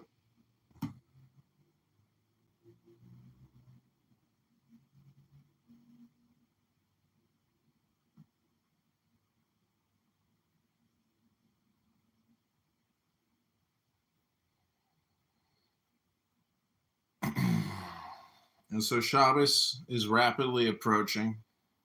Maybe I should make another cup of coffee.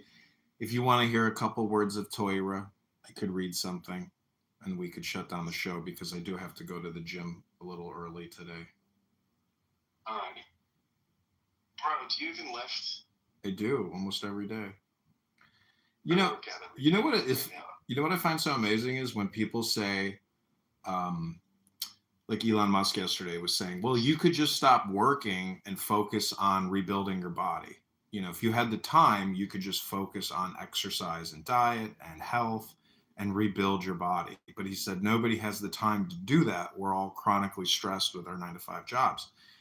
And the funny thing about the mind-body system, or the body-mind system, is it's one unit, but yet people, because of our psychology or projection, we disassociate our brain from our body. So it's like people think when they go to the gym, they're just exercising their body as if their brain isn't a part of that exercise experience. When you go to the gym and you strengthen your body, you strengthen your brain as well. You are pulling and tugging and pushing and flowing through your brain as you lift the weights. And people just don't understand. If you want a healthier brain, it's one system. And so that's like part of the insanity of life, is that we think there's like a disassociation between brain and body. I don't know if you've ever had chronic back pain, but there's this book and there's this doctor named Dr. John Sarno. It's called How to Cure Your Back Pain. He's got many other books. He's cured, tens of thousands of people of their back pain. But for the most part, back pain is psychosomatic. And I believe it's mostly stress induced. But regardless, you still have to go to the gym and pull on your hamstrings, lift weights, and do compression. I mean, it's a one system. It's not even a theory. It's just obvious that your brain and your body are one. So, but we're just constantly communicating otherwise.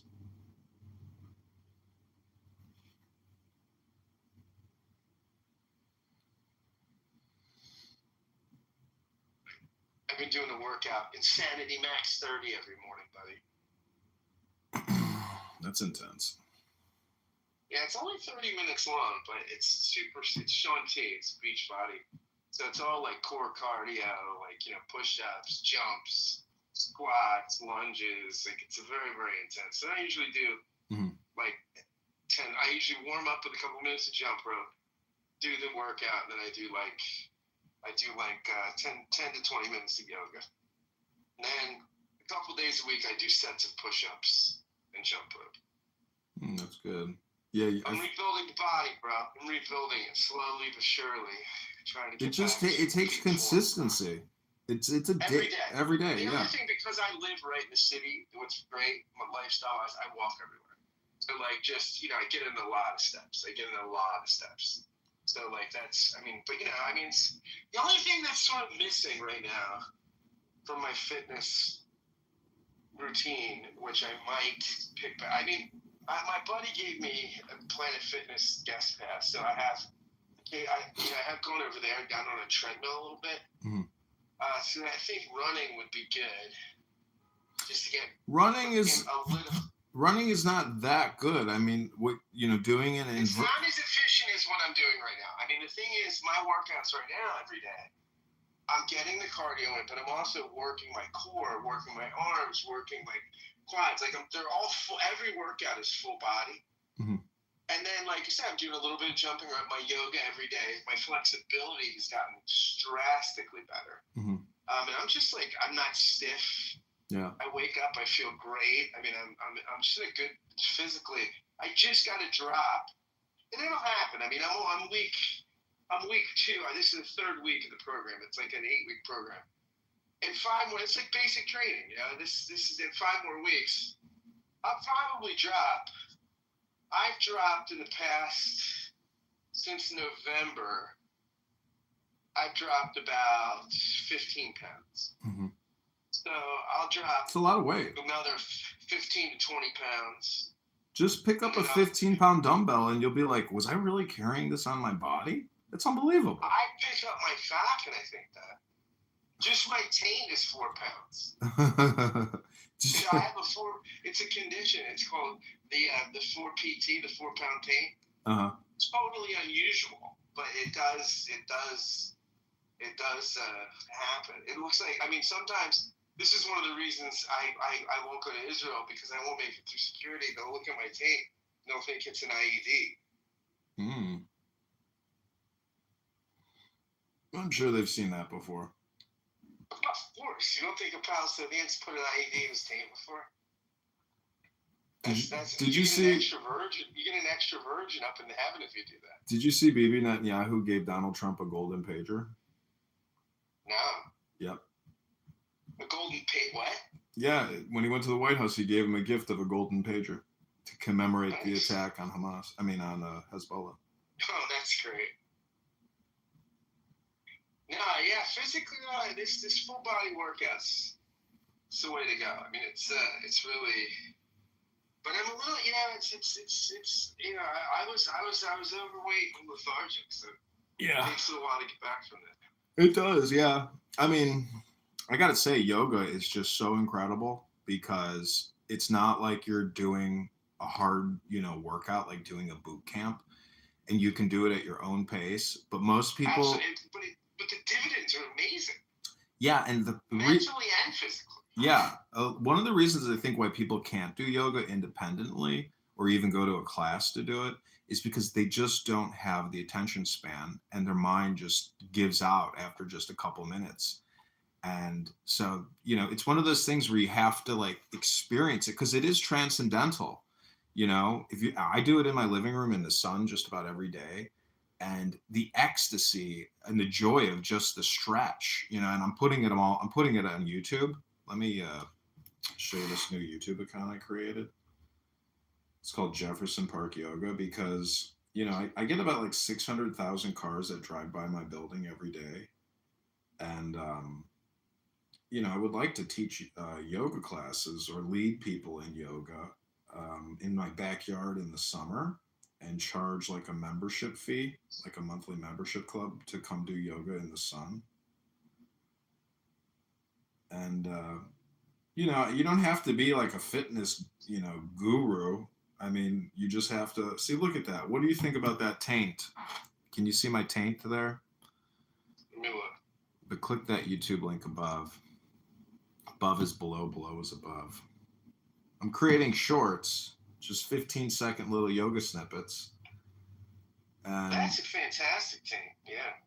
thank you. Thank you. I've worked on that taint, you know. Many years now I've been consistently going to the gym. And it's not even about like seeing the improvement. It's about being the improvement, you know, and really enjoying that lifestyle. Fred, is there something you wanted to say, or are you? Oh, I know who Fred is. Fred is the dating app guy. Yeah, I have nothing to say. I know you. I love it. Can you please be very succinct? Yes. Please, I will be very succinct. You're mispronouncing it, sir. Succinct? Yeah, it's pronounced succinct. Oh, succinct versus succinct. Succinct. Yeah, you could double check it on the web, but it's succinct. So how's your investments going? Are you how do you approach what you do? That's funny. I'm actually driving to an event now for startup apps, and I just get most of the things I invest in are just come out of me spending time with like the employees of the big companies, and usually new apps are built kind of in their spare time. So these young guys, they keep their day job. Their day jobs are usually very high paid, and then on the weekends they'll program something on their own and get investors. And there's still, it's a niche, but there's still an incredible opportunity for people to start new apps.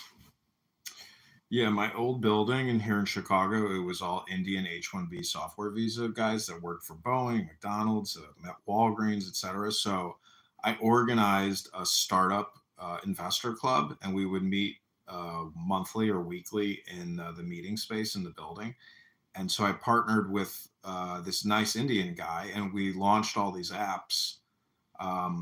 What he was doing was he was scraping like large databases and then creating, I guess what you could say is like the app was, it was called MBA. What was it? It was, I can't even remember anymore. MBA. It was just for MBAs, basically. People that wanted to go to, it was called like MBA school or something. It was everything you needed to know about. Anyways, I'll just leave it at that. The point is we eventually shut it down, but all his other apps are still doing very well. Essentially, they're like dictionaries. But he's a very talented guy. And he asked me to marry him because he wanted to get citizenship. And I was like, bro, I'll take you to the South Side and I'll introduce you to Tanika, and you're only going to have to pay her $10,000 to get that marriage cert. So, but eventually. Well, you gotta be,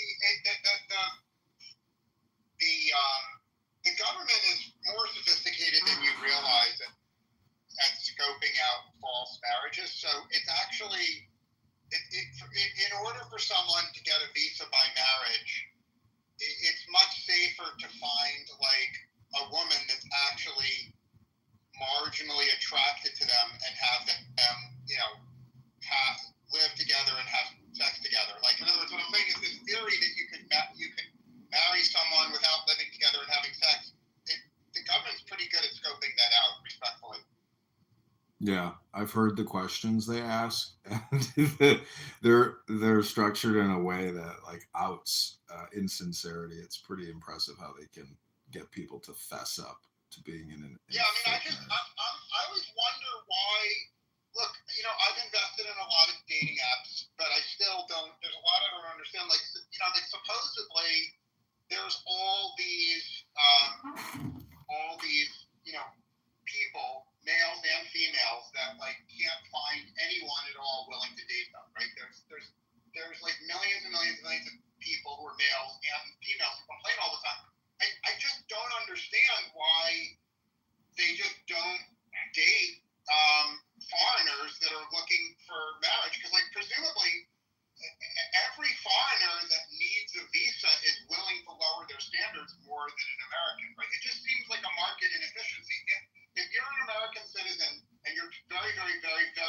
attractive. I don't understand why you just don't date foreigners. It would just seem like a way to step up in the world. So I'm going to post a link above. This was a dating app that I launched maybe like a decade ago. It's called $1 a date. My slogan is schedule a local date for $1. And the YouTube account was actually the site was a success, and it was a fully built out site. I spent like $4,000 building it out. But again, like internet trends have shifted so much that building websites, in my opinion, is like totally useless now because the discovery mechanism just is not there anymore. It's still there, but not in the way that it is today with the algorithm exploration. So look at that link above. That's my #1 video. The YouTube account has over 4,000 subscribers, which is amazing because I can monetize it. But unfortunately, it's tied to an email that I don't have access to anymore and a telephone number that I don't have access to. But that video right there called "What is the biggest penis you've ever slept with?" or something is like the #1 video with like 3 million plus views. But the site was a success. I think that the dating app space is still one of the best spaces because there's essentially an unlimited demand, right? I mean, like essentially there's more than 100 million single people, and the vast majority are motivated to like be paired up with someone compatible. So I think it's a great space. I put in the room chat, Alan. Someone started an app that is very similar to your app. The app you started is called Buffet. Mm-hmm. And the way Buffet works is like, okay, so single women will go on Buffet and they'll like list the restaurants and the places that they enjoy hanging out, right? It's sort of like a cheat code. So single women will post their profile, they'll post the places they enjoy hanging out, and then implicitly, it's like a cheat code. So guys, when they suggest a date, they're guaranteed that they're suggesting a place that's kind of like pre-approved. So the idea is there's a much, much higher ratio of actual in-person meetings because both people are kind of saying where they want to go. Now, the revenue model is very clever, right? Like, the revenue model is eventually, when the app gets big enough, they're going to get a cut from the restaurant. So basically, they'll say to a restaurant, okay, we're going to steer 1,000 extra dinners a year to your restaurant. We want to cut. That's pretty smart. I like that idea.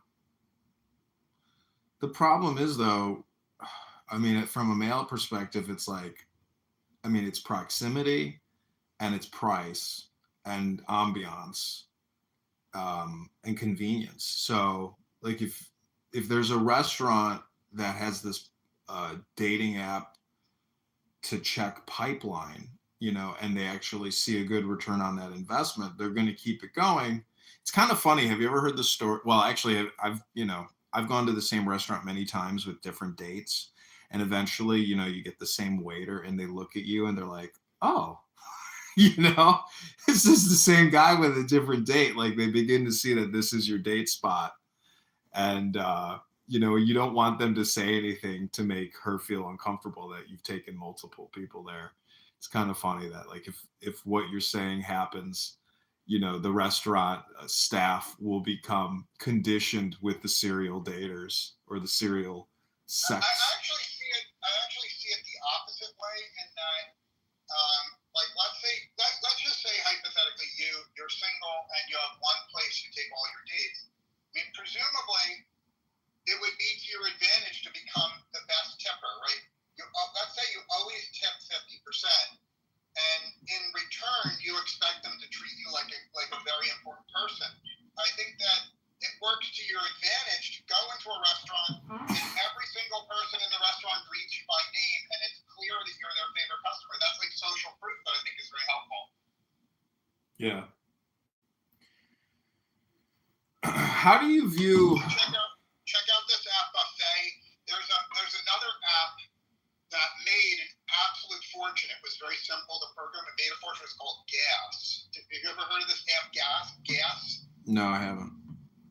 Okay, so Gas was an app that the only thing that you could do on the app was gas someone up, which is, I think young people use gas as slang for like praise. So what they did was they rolled it out to high schools where basically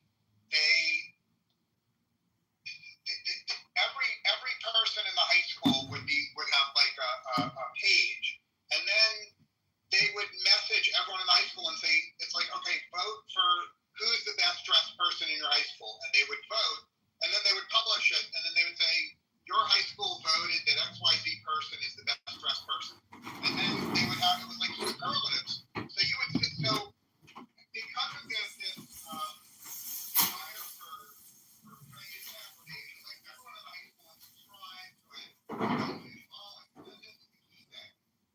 And they would go and say, okay, for who do you think, tell me of every opposite sex that you think is very, very good looking, but doesn't realize they're good looking. Okay.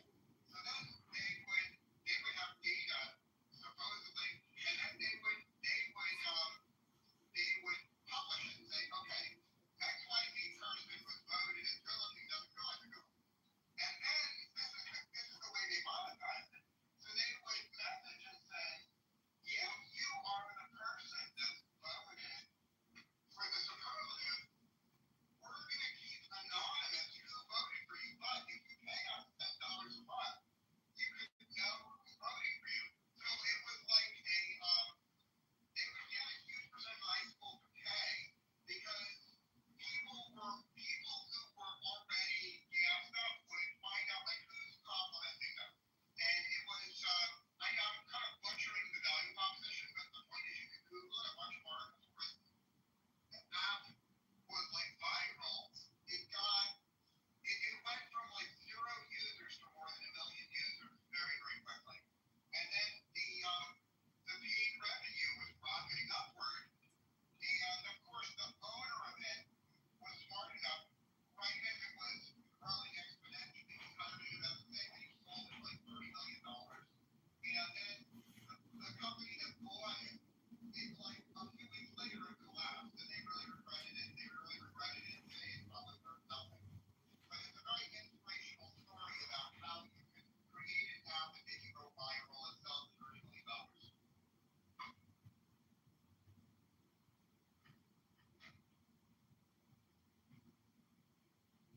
The app is called GAS. The founder of the app is there. I worked that out of it.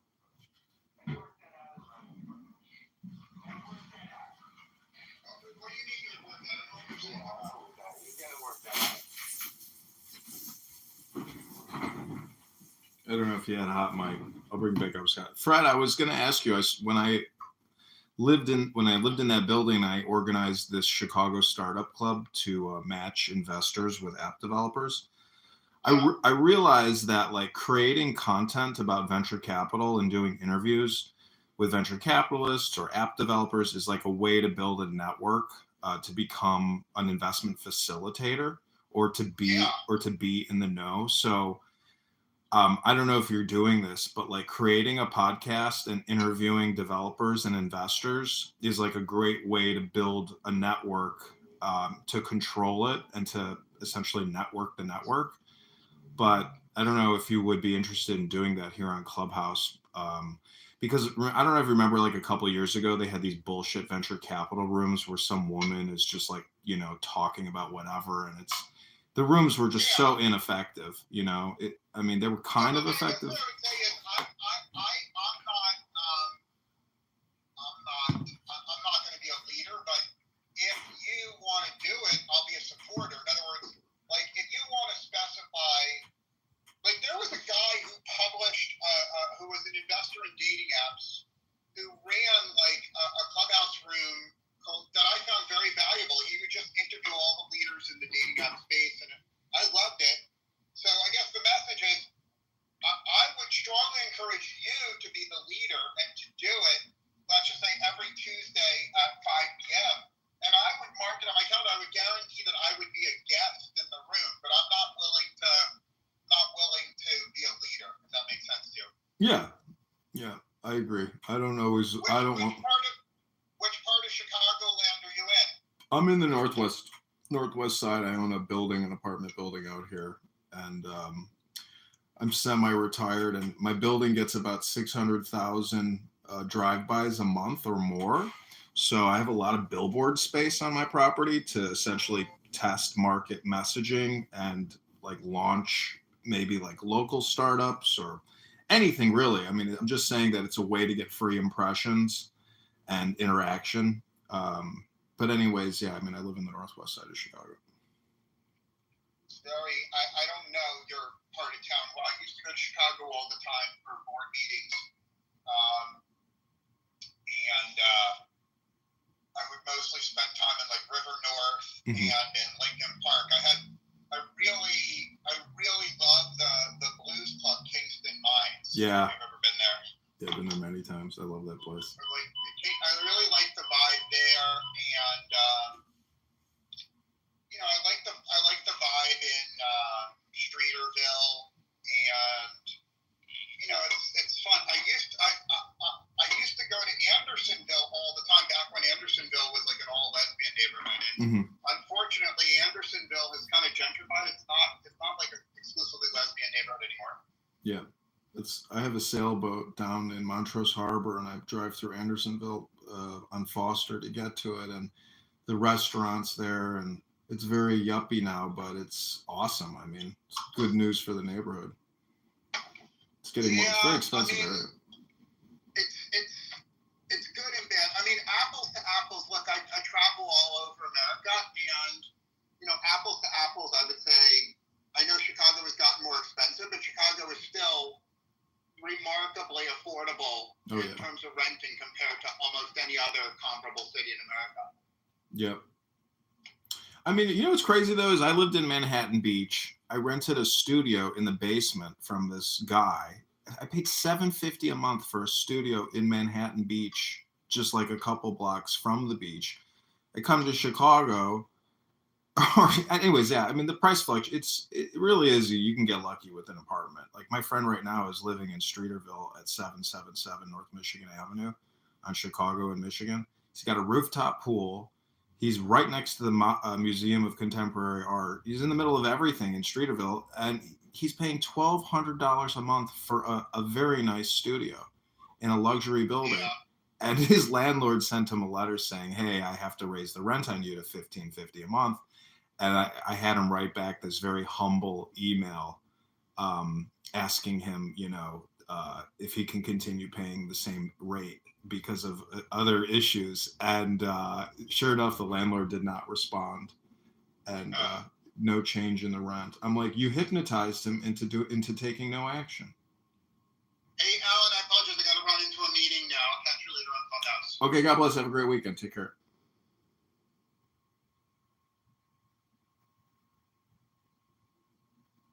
Okay, this has been my El Normo show broadcast for the day.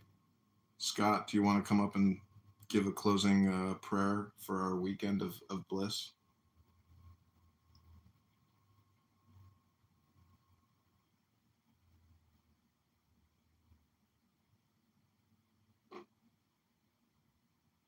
I didn't hear that. I said, do you want to give a closing sermon, a closing prayer for our joyful remainder of our day and our blissful weekend?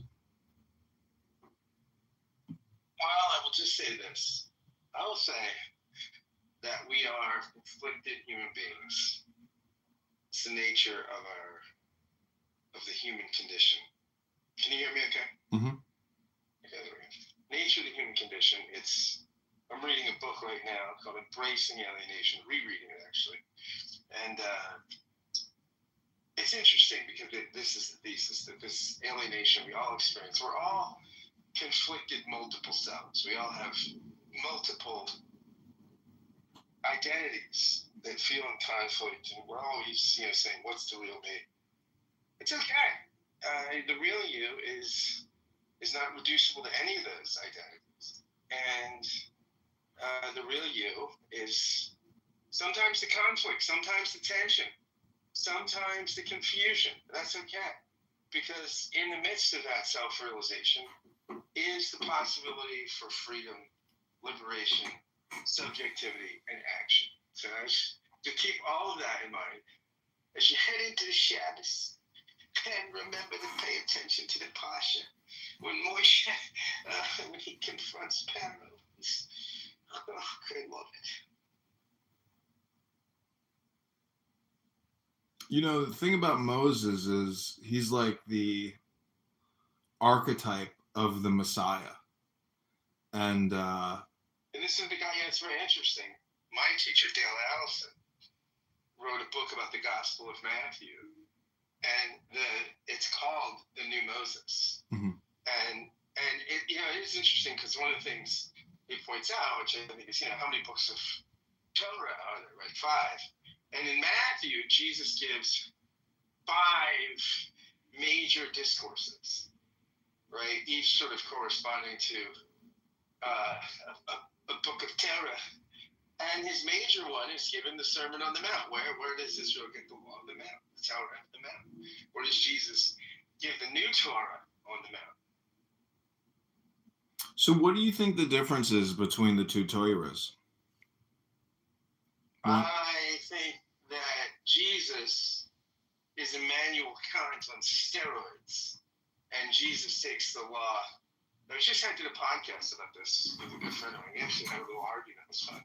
I think that Jesus takes the law to such level of intention that it's basically unfollowable, and that leads you to the posture of spiritual humility.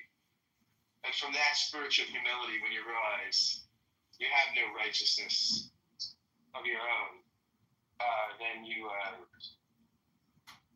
at that point is the beginning of spiritual transformation and ethical awareness. Mm-hmm. Would you read a Chinese philosophical script for me so I can record it and publish it? You're gonna love it. It's called the Shin Ming. Have you ever heard of it? It's called Faith Mind in Chinese. I can't do it right now. I'm not really standing on. Well, let's do it maybe tonight. Tonight, during Shabbos. Yeah. We'll have a blessed Shabbos, and when we get to Pasha. Oh my God. See, because I'm a patrilineal Jew, and I haven't actually, been confirmed by a Beit Din. I am still technically like a day walker, like a hybrid. Yeah, you're a day walker. Yeah, hybrid. So, I'm the in-betweener. I'm technically actually better than a Shabbos Goy because, I'm just a little bit Jewish, but I'm also capable of breaking the mitzvahs because of my identity. So. Oh my God, you're breaking mitzvah. Oh my God. Oh my God. So tonight, one time I prank called a rabbi in Australia and I was like, Rabbi, you gotta help me.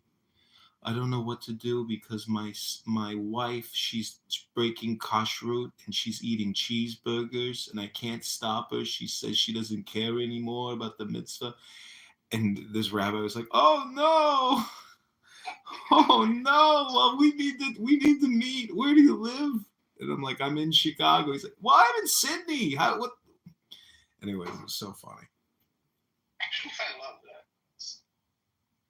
That's amazing. Well, let me read to you the Shin Ming, and then if you can read it tonight, let it cook inside of you right now, and then tonight, if you can read it, it only takes about 5 to 10 minutes to read it. But it's a very profound document because I think it deals with a lot of the fruits or the products of God realization or Jesus realization. It's like a corollary or an analog or a different way of looking at Christianity. And too many people are so stringent that they don't look at it from a metaphorical perspective on how to use it for enlightenment in your life. I hear you. Many people just disregard or never look into Chinese philosophy. And as a result, they can never really amplify their understanding of Christianity and Jesus because they don't have analogs to help break, maybe rigid fundamentalism. Yeah, rigid fundamentalism is very modern. It's a very sort of novel way to read the Bible.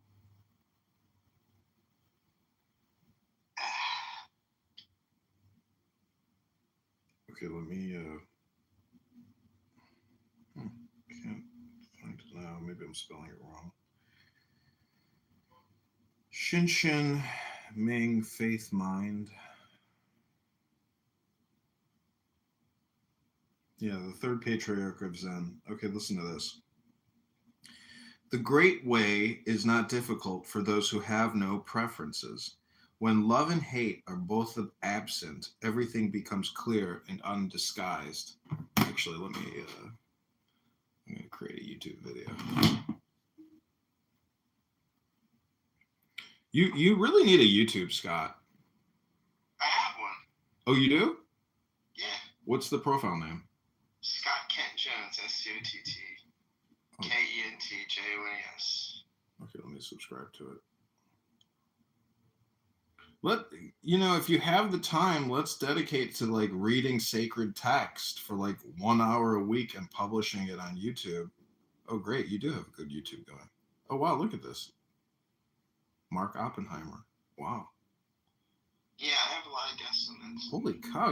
You got a thing going here. Calvinism in 3 minutes, 253,000 views? Yeah, bro. Dude, and well, you have enough people to live stream. Have you activated your live stream yet? Yeah, I live stream on it. Yeah, I live stream on it. Like a lot of those videos with Mark Oppenheimer, those were live streamed. Wow. Well, you also need to like put a PTR photo on your profile. You need to you could link to your Clubhouse. There's so many ways to modify the YouTube account. Plus, let me look at your playlists. You don't have any playlists. Like you need a lot of organizing and editing on your YouTube account. I can help you with that. I spend a lot of time doing this. Okay, let me read to you this Shinshin Ming. So this is really like a meditational hypnosis document. It's by the third patriarch of Zen. Deals a lot with duality and non-duality. Here we go. For the great way is not difficult for those who have no preferences. When love and hate are both absent, everything becomes clear and undisguised. Make the smallest distinction, however, and heaven and earth are set infinitely apart. If you wish to see the truth, then hold no opinions for or against anything. To set up what you like against what you dislike is the disease of the mind. When the deep meaning of things is not understood, the mind's essential peace is disturbed to no avail. The way is perfect, like vast space, where nothing is lacking and nothing in excess. Indeed, it is due to our choosing to accept or reject that we do not see the true nature of things. Live neither in the entanglements of outer things nor in inner feelings of emptiness. Be serene in the oneness of things, and such erroneous views will disappear by themselves. When you try to stop activity by passivity, your very effort fills you with activity. As long as you remain in one extreme or the other, you will never know oneness. Those who do not live in the single way fail in both activity and passivity, assertion and denial. To deny the reality of things is to miss the reality. To assert the emptiness of things is to miss the reality. The more you talk and think about it, the further astray you wander from the truth. Stop talking and thinking, and there is nothing you will not be able to know. To return to the root is to find meaning, but to pursue appearances is to miss the source. At the moment of inner enlightenment, there is a going beyond appearance and emptiness.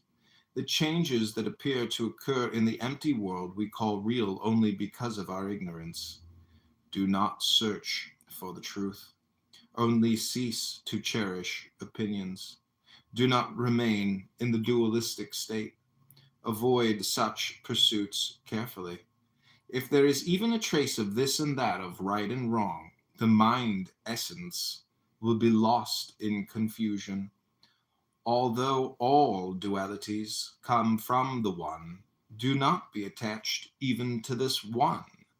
When the mind exists undisturbed in the way, nothing in the world can offend. And when a thing can no longer offend, it ceases to exist in the old way. When no discriminating thoughts arise, the old mind ceases to exist. When thought objects vanish, the thinking subject vanishes. As when the mind vanishes, objects vanish. Okay, that's part one.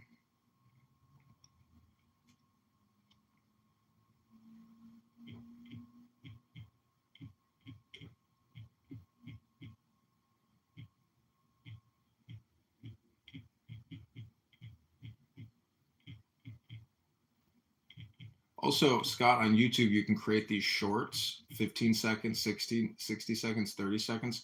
So if you wanted to read, scripture, you could just do like a 15-second scriptural recitation. Just read powerful things that are very hypnotic and, faithful or truthful.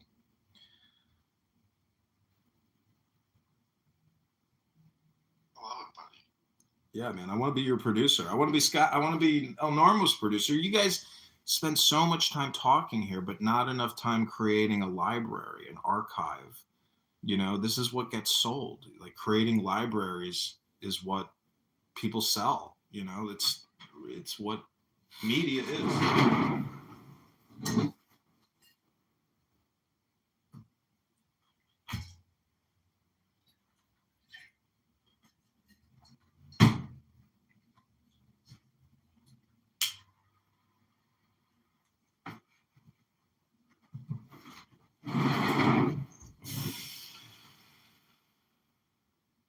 Okay, this is part two.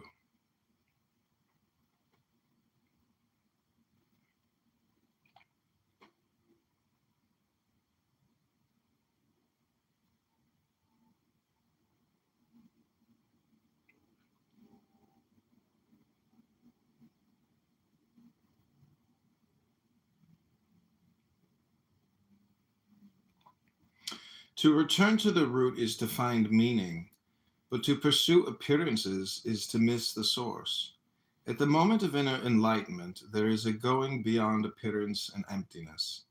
The changes that appear to occur in the empty world we call real only because of our ignorance. Do not search for the truth, only cease to cherish opinions. Do not remain in the dualistic state.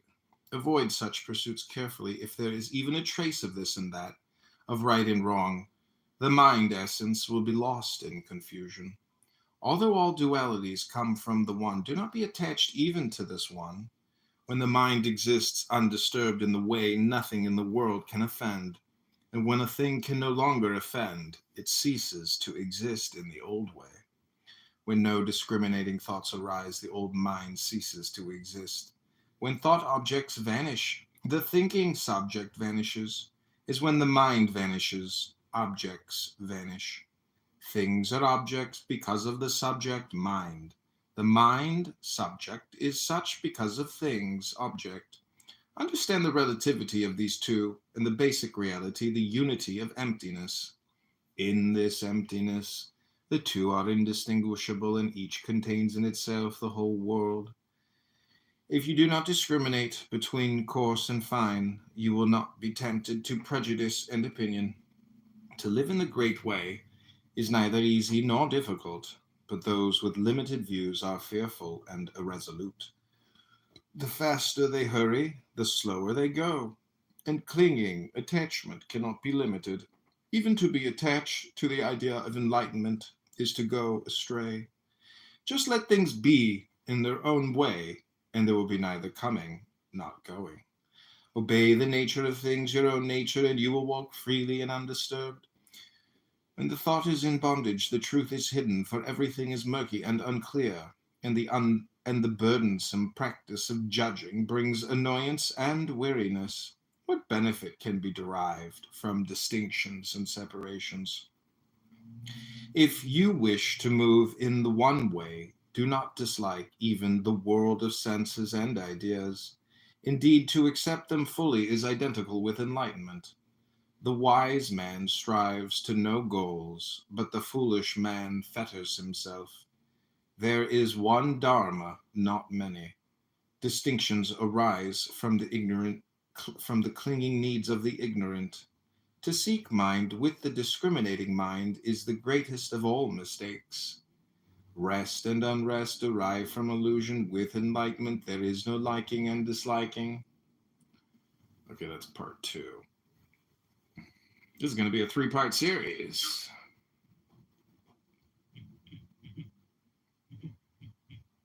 I'm titling it Zen Faith.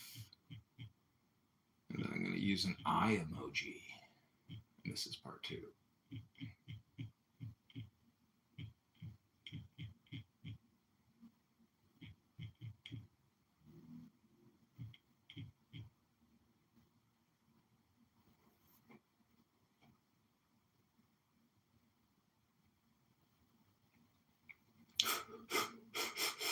Rest and unrest derive from illusion. With enlightenment, there is no liking and disliking. All dualities come from ignorant inference. They are like dreams of flowers in air, foolish to try to grasp them. Gain and loss, right and wrong, such thoughts must finally be abolished at once. If the eye never sleeps, all dreams will naturally cease. If the mind makes no discriminations, the 10,000 things are as they are, of single essence. To understand the mystery of this one essence is to be released from all entanglements. When all things are seen equally, the timeless self-essence is reached. No comparisons or analogies are possible in this causelessness, relationless state. Consider movement stationary and the stationary in motion. Both movement and rest disappear. When such dualities cease to exist, oneness itself cannot exist. To this ultimate finality, no law or description applies. For the unified mind, in accord with the way, all self-centered striving ceases. Doubts and irresolutions vanish, and life in true faith is possible. With a single stroke, we are freed from bondage. Nothing clings to us, and we hold to nothing. All is empty, clear, self-illuminating, with no exertion of the mind's power. Here, thought, feeling, knowledge, and imagination are of no value. In this world of suchness, there is neither self nor other than self. To come directly into harmony with this reality, just say when doubt rises, not to.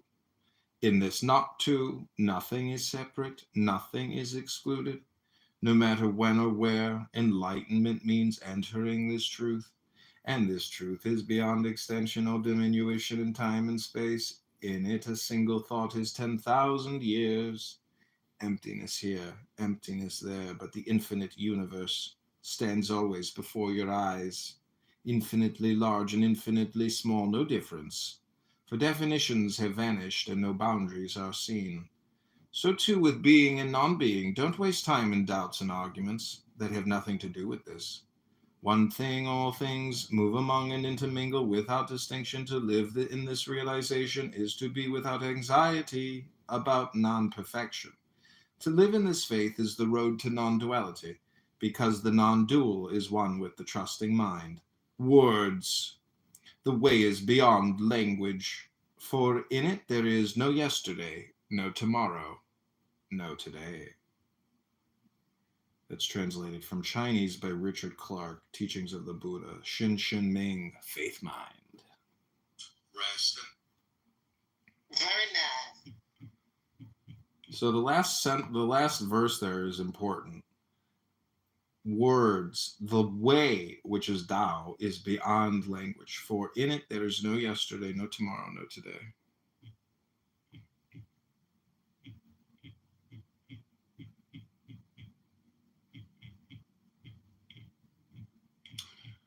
Zen Faith, Part 3.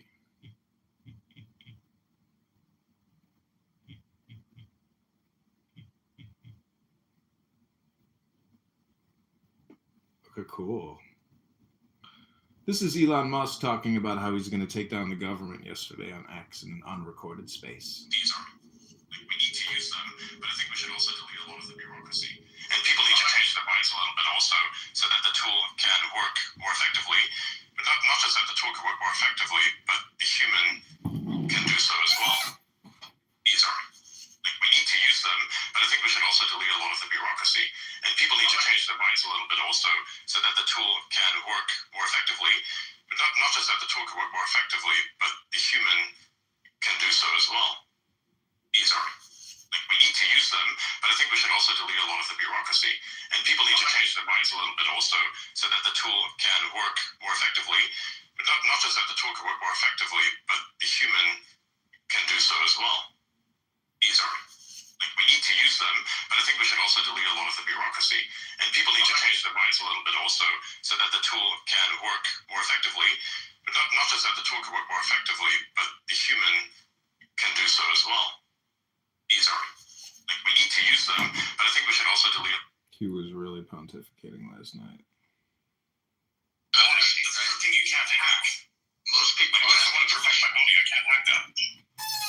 Most people don't ask these questions, right? I've always, because they don't have the time to do so. That's the problem. Honesty, that's the thing you can't hack. Most people, I want to protect my money, I can't hack that. Most people don't ask these questions, right? I've always, because they don't have the time to do so. That's the problem. Honesty, that's the thing you can't. Okay, Scott, any final words? I'm going to end this transmission. I want to say it's a thrill to be here with you, my friend, as always. You're a good dude, and